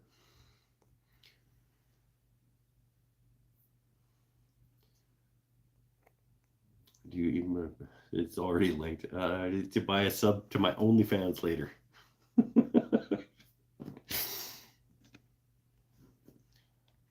I mean, ooh.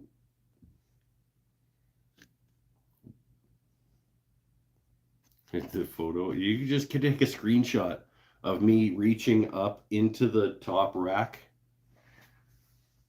from the show a couple weeks ago.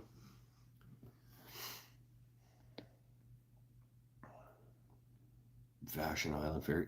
I think it's like something point. Maybe. I don't know. It goes weaving through a bunch of islands between Victoria and Washington State. Isn't there one that goes to Seattle? I don't think so. I'm not allowed in the States. Um, so obviously I've never taken it. Port. I don't remember. There's absolutely one that goes from Victoria to Washington State. I think probably just outside Seattle, someplace.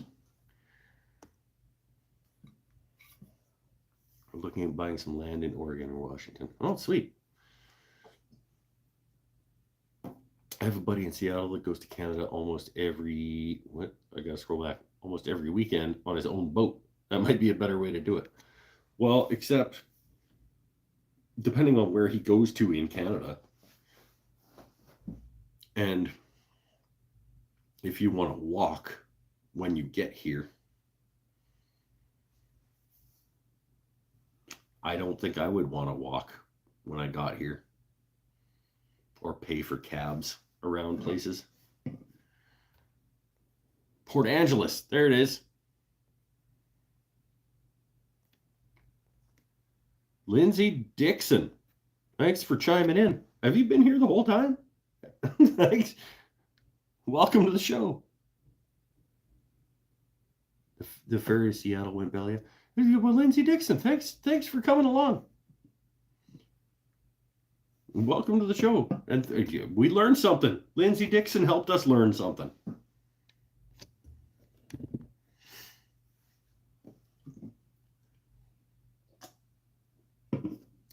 Good work. We appreciate that.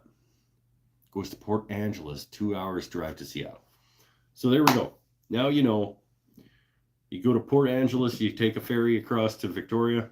I can come down and meet you in Victoria, and we can go to Lee Valley and go shopping and have lunch. Or you bring the Harley across and drive up island. It's a super nice drive, and you guys come camp out in the yard for an evening, and we'll have a fire, and Tyler Peterson will come up from Courtney, and we'll have a jam in the backyard around a fire and have some brews and meat on the barbecue.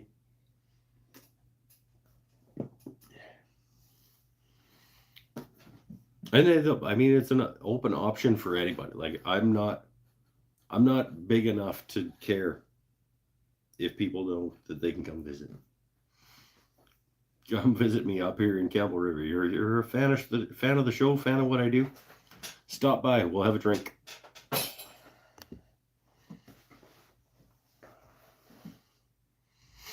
Oh, Peterson showed up. Damn it. Thought you said you weren't going to be able to make it tonight because you had to go do something in Parksville.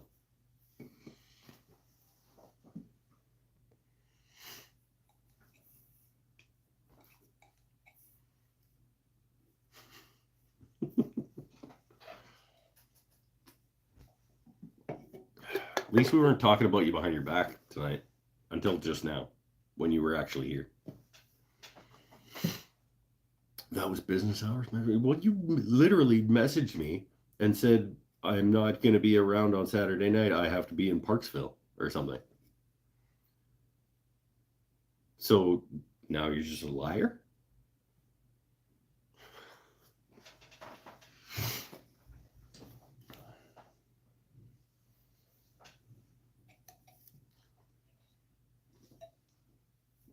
Paul and wife might be coming up for a visit.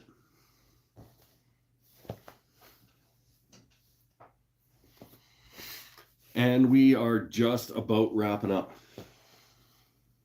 You missed a lot of movie references. That's true. Let's fill Tyler in. He missed a lot of movie references. He missed a lot of food talk about like what foods should and shouldn't exist. Some condiments discussions, some what else was good? Oh, we did a lot of talking about content creation, like revenue sources, and how YouTube does not pay very much money. which led into a conversation about why YouTube people talk about sponsors and advertises as advertisers and things. What else? Did we land on ketchup is the devil's condiment? We didn't. We talked about how Kikkoman soy sauce is just garbage and you should pour it down the sink and use their bottle and fill it with China Lily.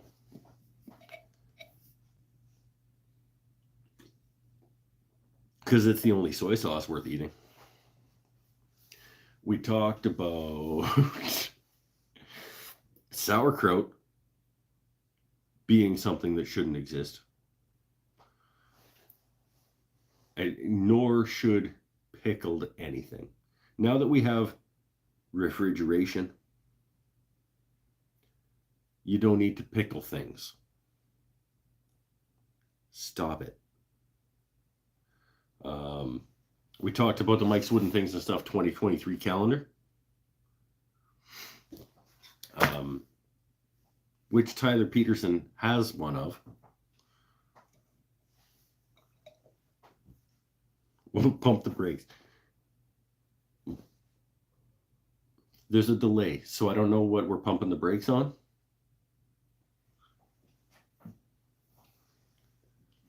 Except pickles. No, pickles are pickled. Pickles can suck it too. You know, the only way to eat a cucumber is pickled. You know what? That's it.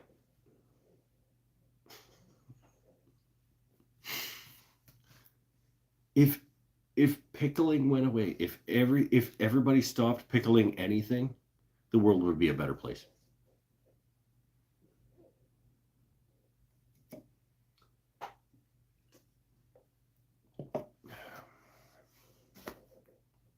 Fight me.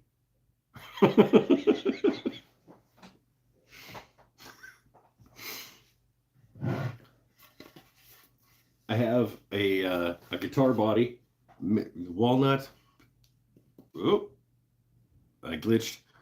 Walnut, Purple Heart, maple guitar body with a guitar top of Purple Heart. Just needs to get flushed up on the belt sander. Neck is getting cut out in the next couple of days to go in that. The one that we're building live did not get anything done on it tonight because I just couldn't get myself.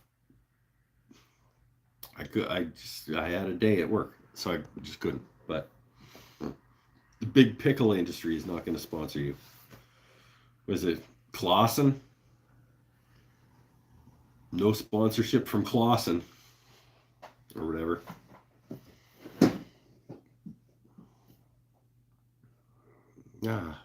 Fuck them. They make garbage product, and I don't have any interest in being sponsored by people who make garbage products. You wouldn't have a Mississippi pot roast then without pepperoncinis. Pepperoncini sounds interesting. But if it's pickled and and everything pickled went away, I wouldn't miss it. What is it? Ryobi Tools ? Are they pickled?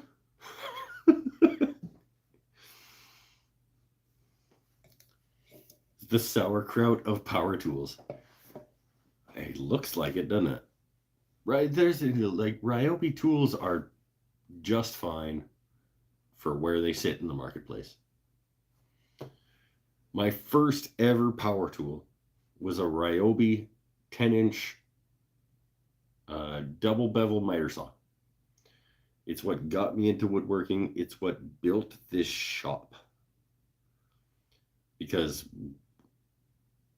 I used that tool to make things that made me money, to buy more tools, to make things to sell, to make me money, to buy more tools. The reason I have a shop is because of a Ryobi bevel miter saw. So I'm all for Ryobi as a tool brand. Yes, you can't expect the world from them, but I'll never say anything bad about low end tools. Low end tools. The reason this show exists, the reason I'm hanging out with my friends on the internet, is because I have gotten into woodworking and have developed these relationships, and it all comes back to a Ryobi chop saw.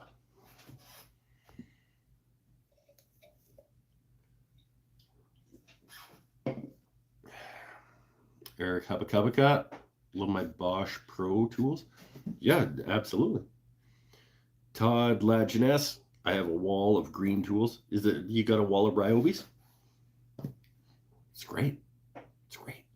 My cordless, I am in the DeWalt cordless system because that's where I landed when I bought the drill driver combo. I got the drill driver combo at a good deal with a couple of batteries and a couple of chargers, or a couple of batteries and a charger. And that's where I started into my cordless system. Because at that time it was the right price on those, and that's where I got into cordless tools. Nothing wrong with Ryobi. Nothing wrong with Ridgid. Nothing wrong with wherever you want to be. I totally buy the Ryobi glue gun. Hold on. What?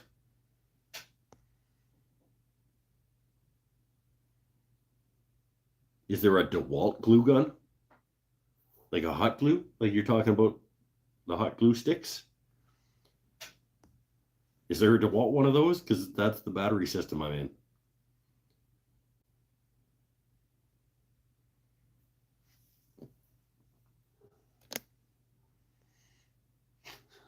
I suffer till I get the tool I want. Guess I'm a tool snob. We all can be a little bit tool snobby. But in terms of the cordless system that you want to buy into, I think you should want to buy into a cordless tool system. Whether it's Ryobi or Mastercraft or those sort of lower tier ones, whatever Harbor Freight's brand is down in the States, or something like a DeWalt, Milwaukee, Makita, somewhere in that mid-range contractor grade ones, or up to the Festool stuff. You should want to get into a cordless tool system where all of your tools use the same batteries that can go on the same chargers. Pick one and live there.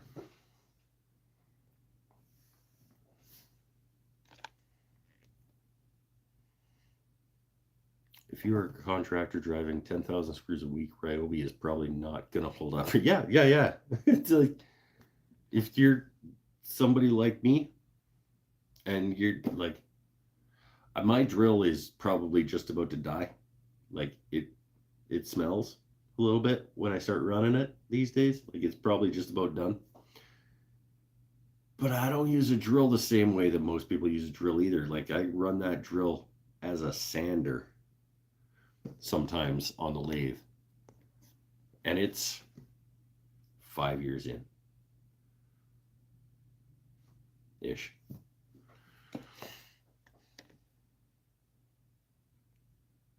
DeWalt has a cordless glue gun. Yes, I really want one, but I'm in the red battery.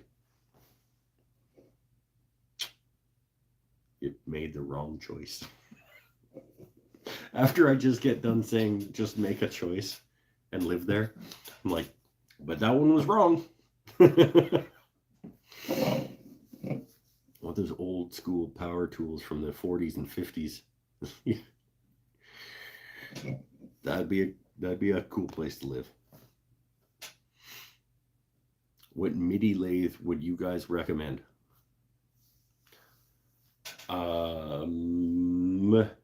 I have to, the only one I can recommend with having any sort of experience with it is the Laguna 1260.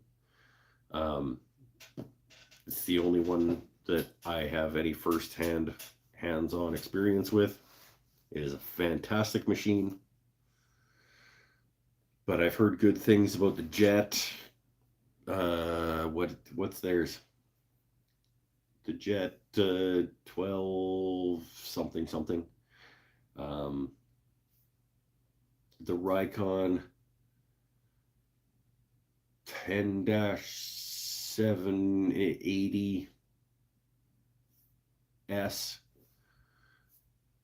I don't know the serial numbers on these things. It's supposed to be a good lathe too. Kapla, who watches this show, bought that one and loves it.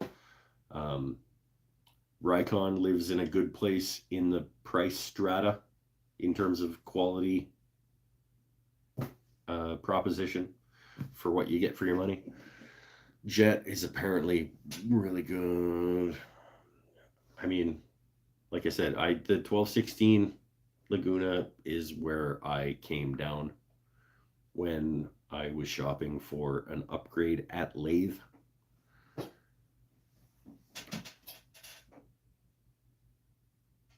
Right now, I haven't done any shopping for a lathe, so I don't know where everything's at, but a lot of people like the Nova.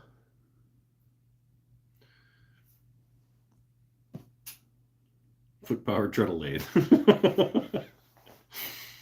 There you go. You can just pedal it. Stop relying on electricity. Paul says the Laguna 1216 is the most cost effective.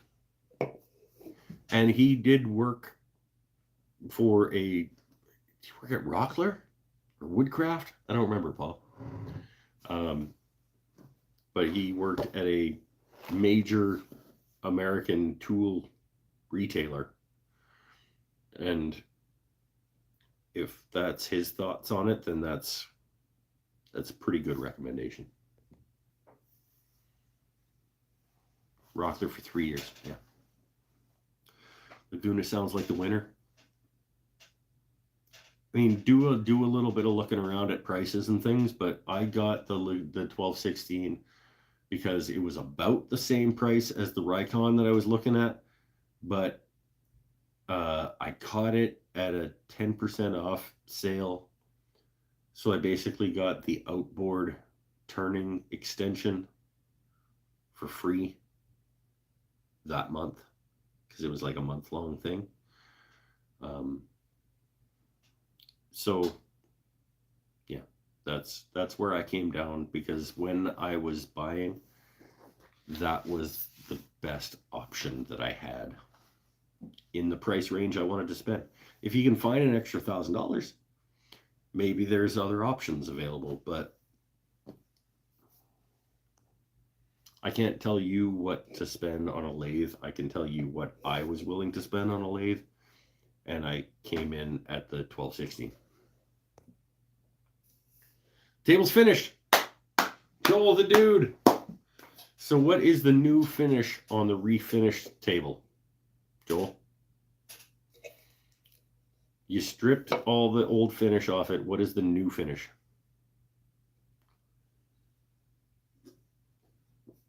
Please tell me it's not like 5 coats of conversion varnish or something, because that's what was on there before, probably. Size is the limiting factor. I think they're all going to come in at about the same size. It's just a matter of whether you want to put it on a stand, or I just have mine on. There's a video on my channel, self-promotion, called Building My New Lathe Station.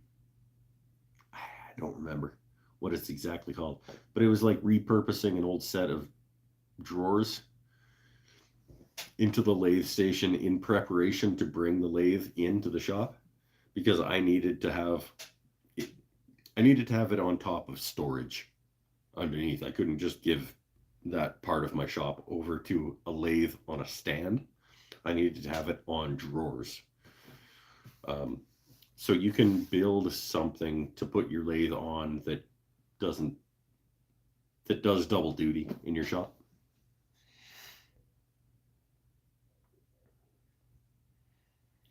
DeWalt just has a corded glue gun, but Amazon sells a glue gun that takes DeWalt 20-volt batteries. Okay. Oh, Joel has to clarify. Just finished stripping and assembling, so it's not done. Fucking liar.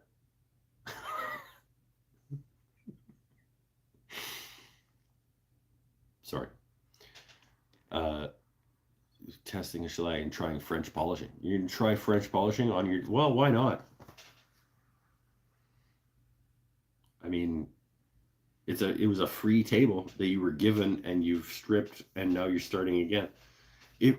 From my understanding though, if you... Ow.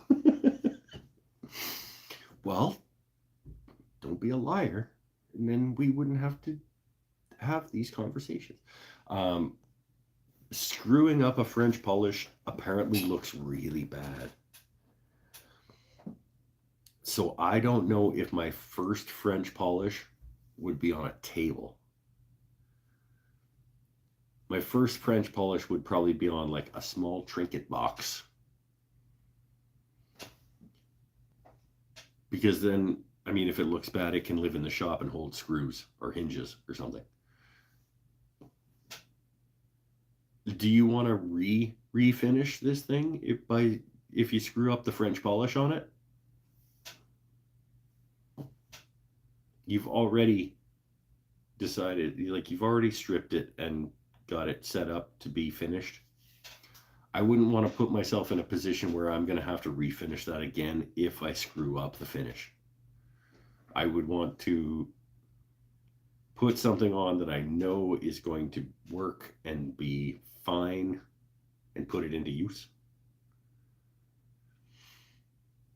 It'd be a wipe-on polyurethane, thin down poly, or an oil wax combo, just to get it into...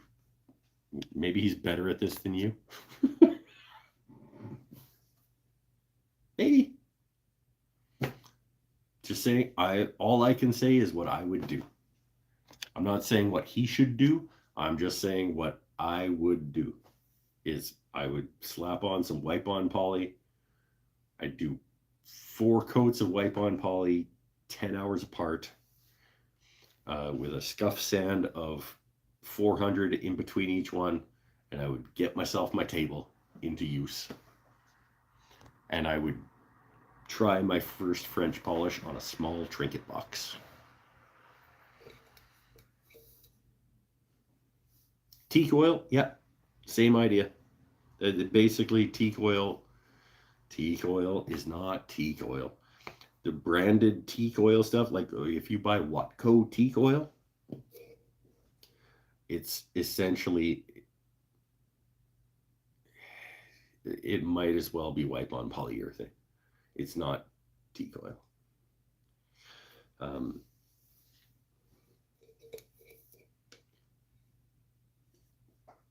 It's really good. I believe my kitchen table, I think, again, plugging my own videos, the Spagnolo dining room table, I believe is what it's called. I used Watco teak oil to finish that. And it is now 4 years in. Between 3 and 4 years into use. And it's doing just fine. It's probably getting close to where I need to at least do a scuff sand and a new couple of coats. But it's our daily use kitchen / dining table. And I believe it was a Watco Danish oil.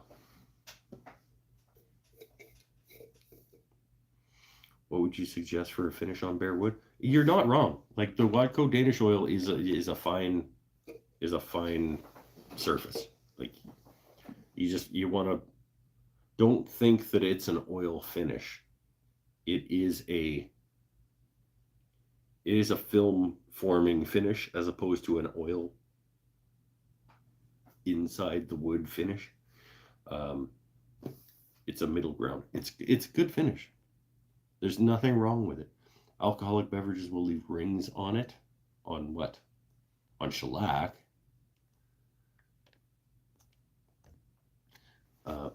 Tyler says hard wax oil. It's a good, yeah, hard wax oil is a good option if you're okay with, it's good for spot refinishing. If you need to just like buff in a new section because this section got a little bit mucked up. Hard wax oil is good. For a table, I want something with a film.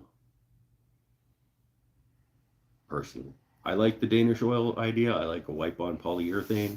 I like teak oil.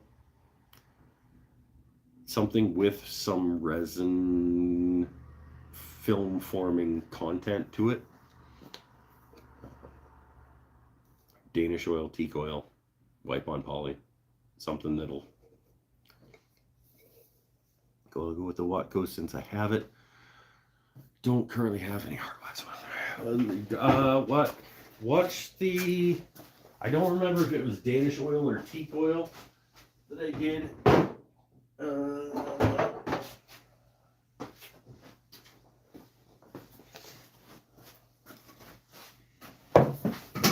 This is good. This is the Watco Danish. Brand new, medium walnut color. Plasticky poly finish. You don't have to build it so thick that it turns into plastic on the top of your wood. You can, it'll soak down in and it'll build a nice protective film. It doesn't have to be conversion varnish thick like our grandparents' tables when we were growing up, and they looked like they were dipped in epoxy. You know, there's a middle ground.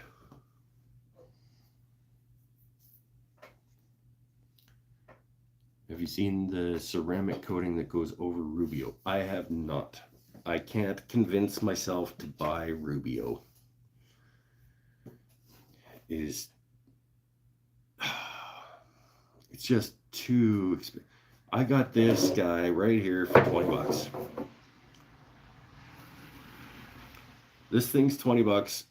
I could do 5 coffee tables with this $20 jar of Danish oil.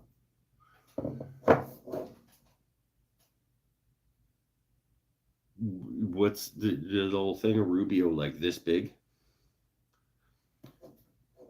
Apparently it goes a long way, but it ain't doing 5 coffee tables, and it's $60. I don't. Yeah. I can't. I would like to try it to see what all the fuss is about, but it's not gonna be. Wow, this is really worth your $60. It's not.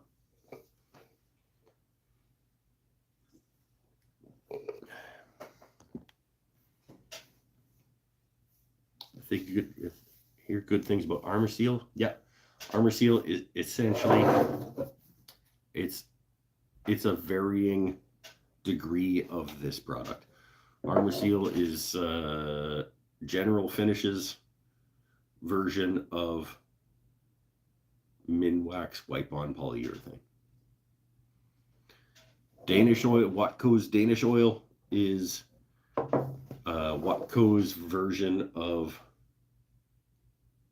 Minwax's wipe-on polyurethane. They just have varying levels of oil and resin and mineral spirits content. They all do the same thing. They soak into the wood a little bit and they build a film a little bit.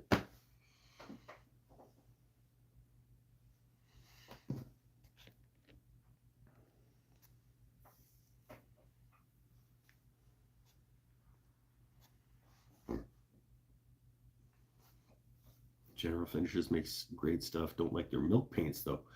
I don't generally like paint on furniture anyway.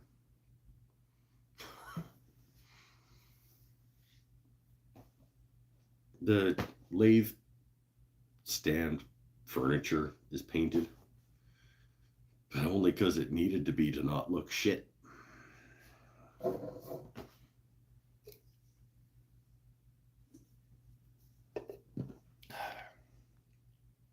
Look at this. We're actually talking about woodworking things now.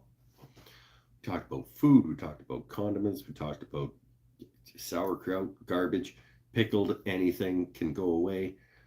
Movie quotes. I need to go watch Dodgeball, with the calendar, the Patreon, YouTube revenue, woodworking finishes, making guitars. This is a good show. This is a good show. Thank you very much, everybody. Just use sauerkraut to finish the table. Just if you wipe it hard enough, it'll get down into the grain and it'll fill those pores. And then universal binder, you can put some shellac over your sauerkraut finish, and then you can use Armor Seal.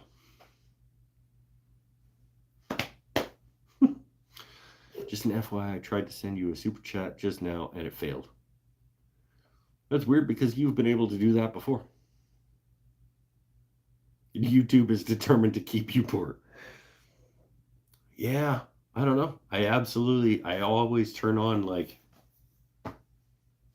you can make revenue, checkbox.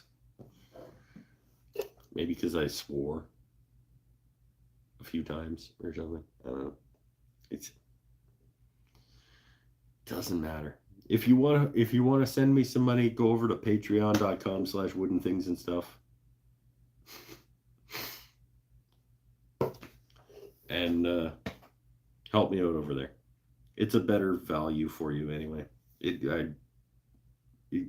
Paying your... Hey, Pinnell can do it. Pinnell's like, what's the minimum? What's the minimum I can send just to check? And now he's upset because he's like, oh, mine went through. Because he was just doing it to find out that he couldn't.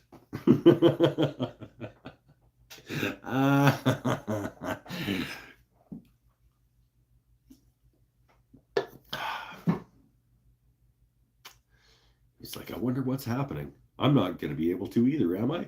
Duke. Ah. Oh. Appreciate it. I don't know why nobody else can. What's the snow situation up here? It snowed overnight last night and for the morning, and then it warmed up and started melting mid-afternoon. And I'll have a look right now. But when I came home from work at 5, yeah. When I came home from work at 5, it was starting to melt, and we've got an inch.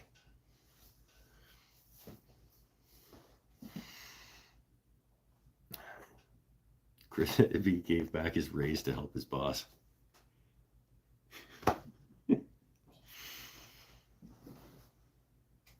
All right. Anyway, that's it. I made off of... Here's another example of YouTube revenue. Pinnell gave me 99 cents. We all saw it happen. YouTube's given me 73. Up on the top right here, it tells me that I have earned 73 cents. So it took $1 out of Chris's account and it gave me 73 cents. Just for your own personal awareness.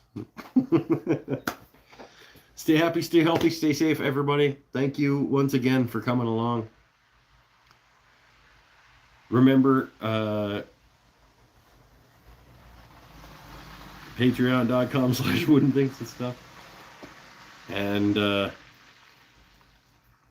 come back next week and we'll do it all again. But yeah, hopefully next Saturday is an easier foot day, an easier day at work in terms of being on my feet, so that next week we can do some more work on the guitar.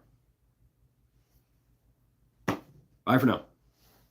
That's another fun show. I appreciate you guys helping me have fun after work on Saturday nights. I really do.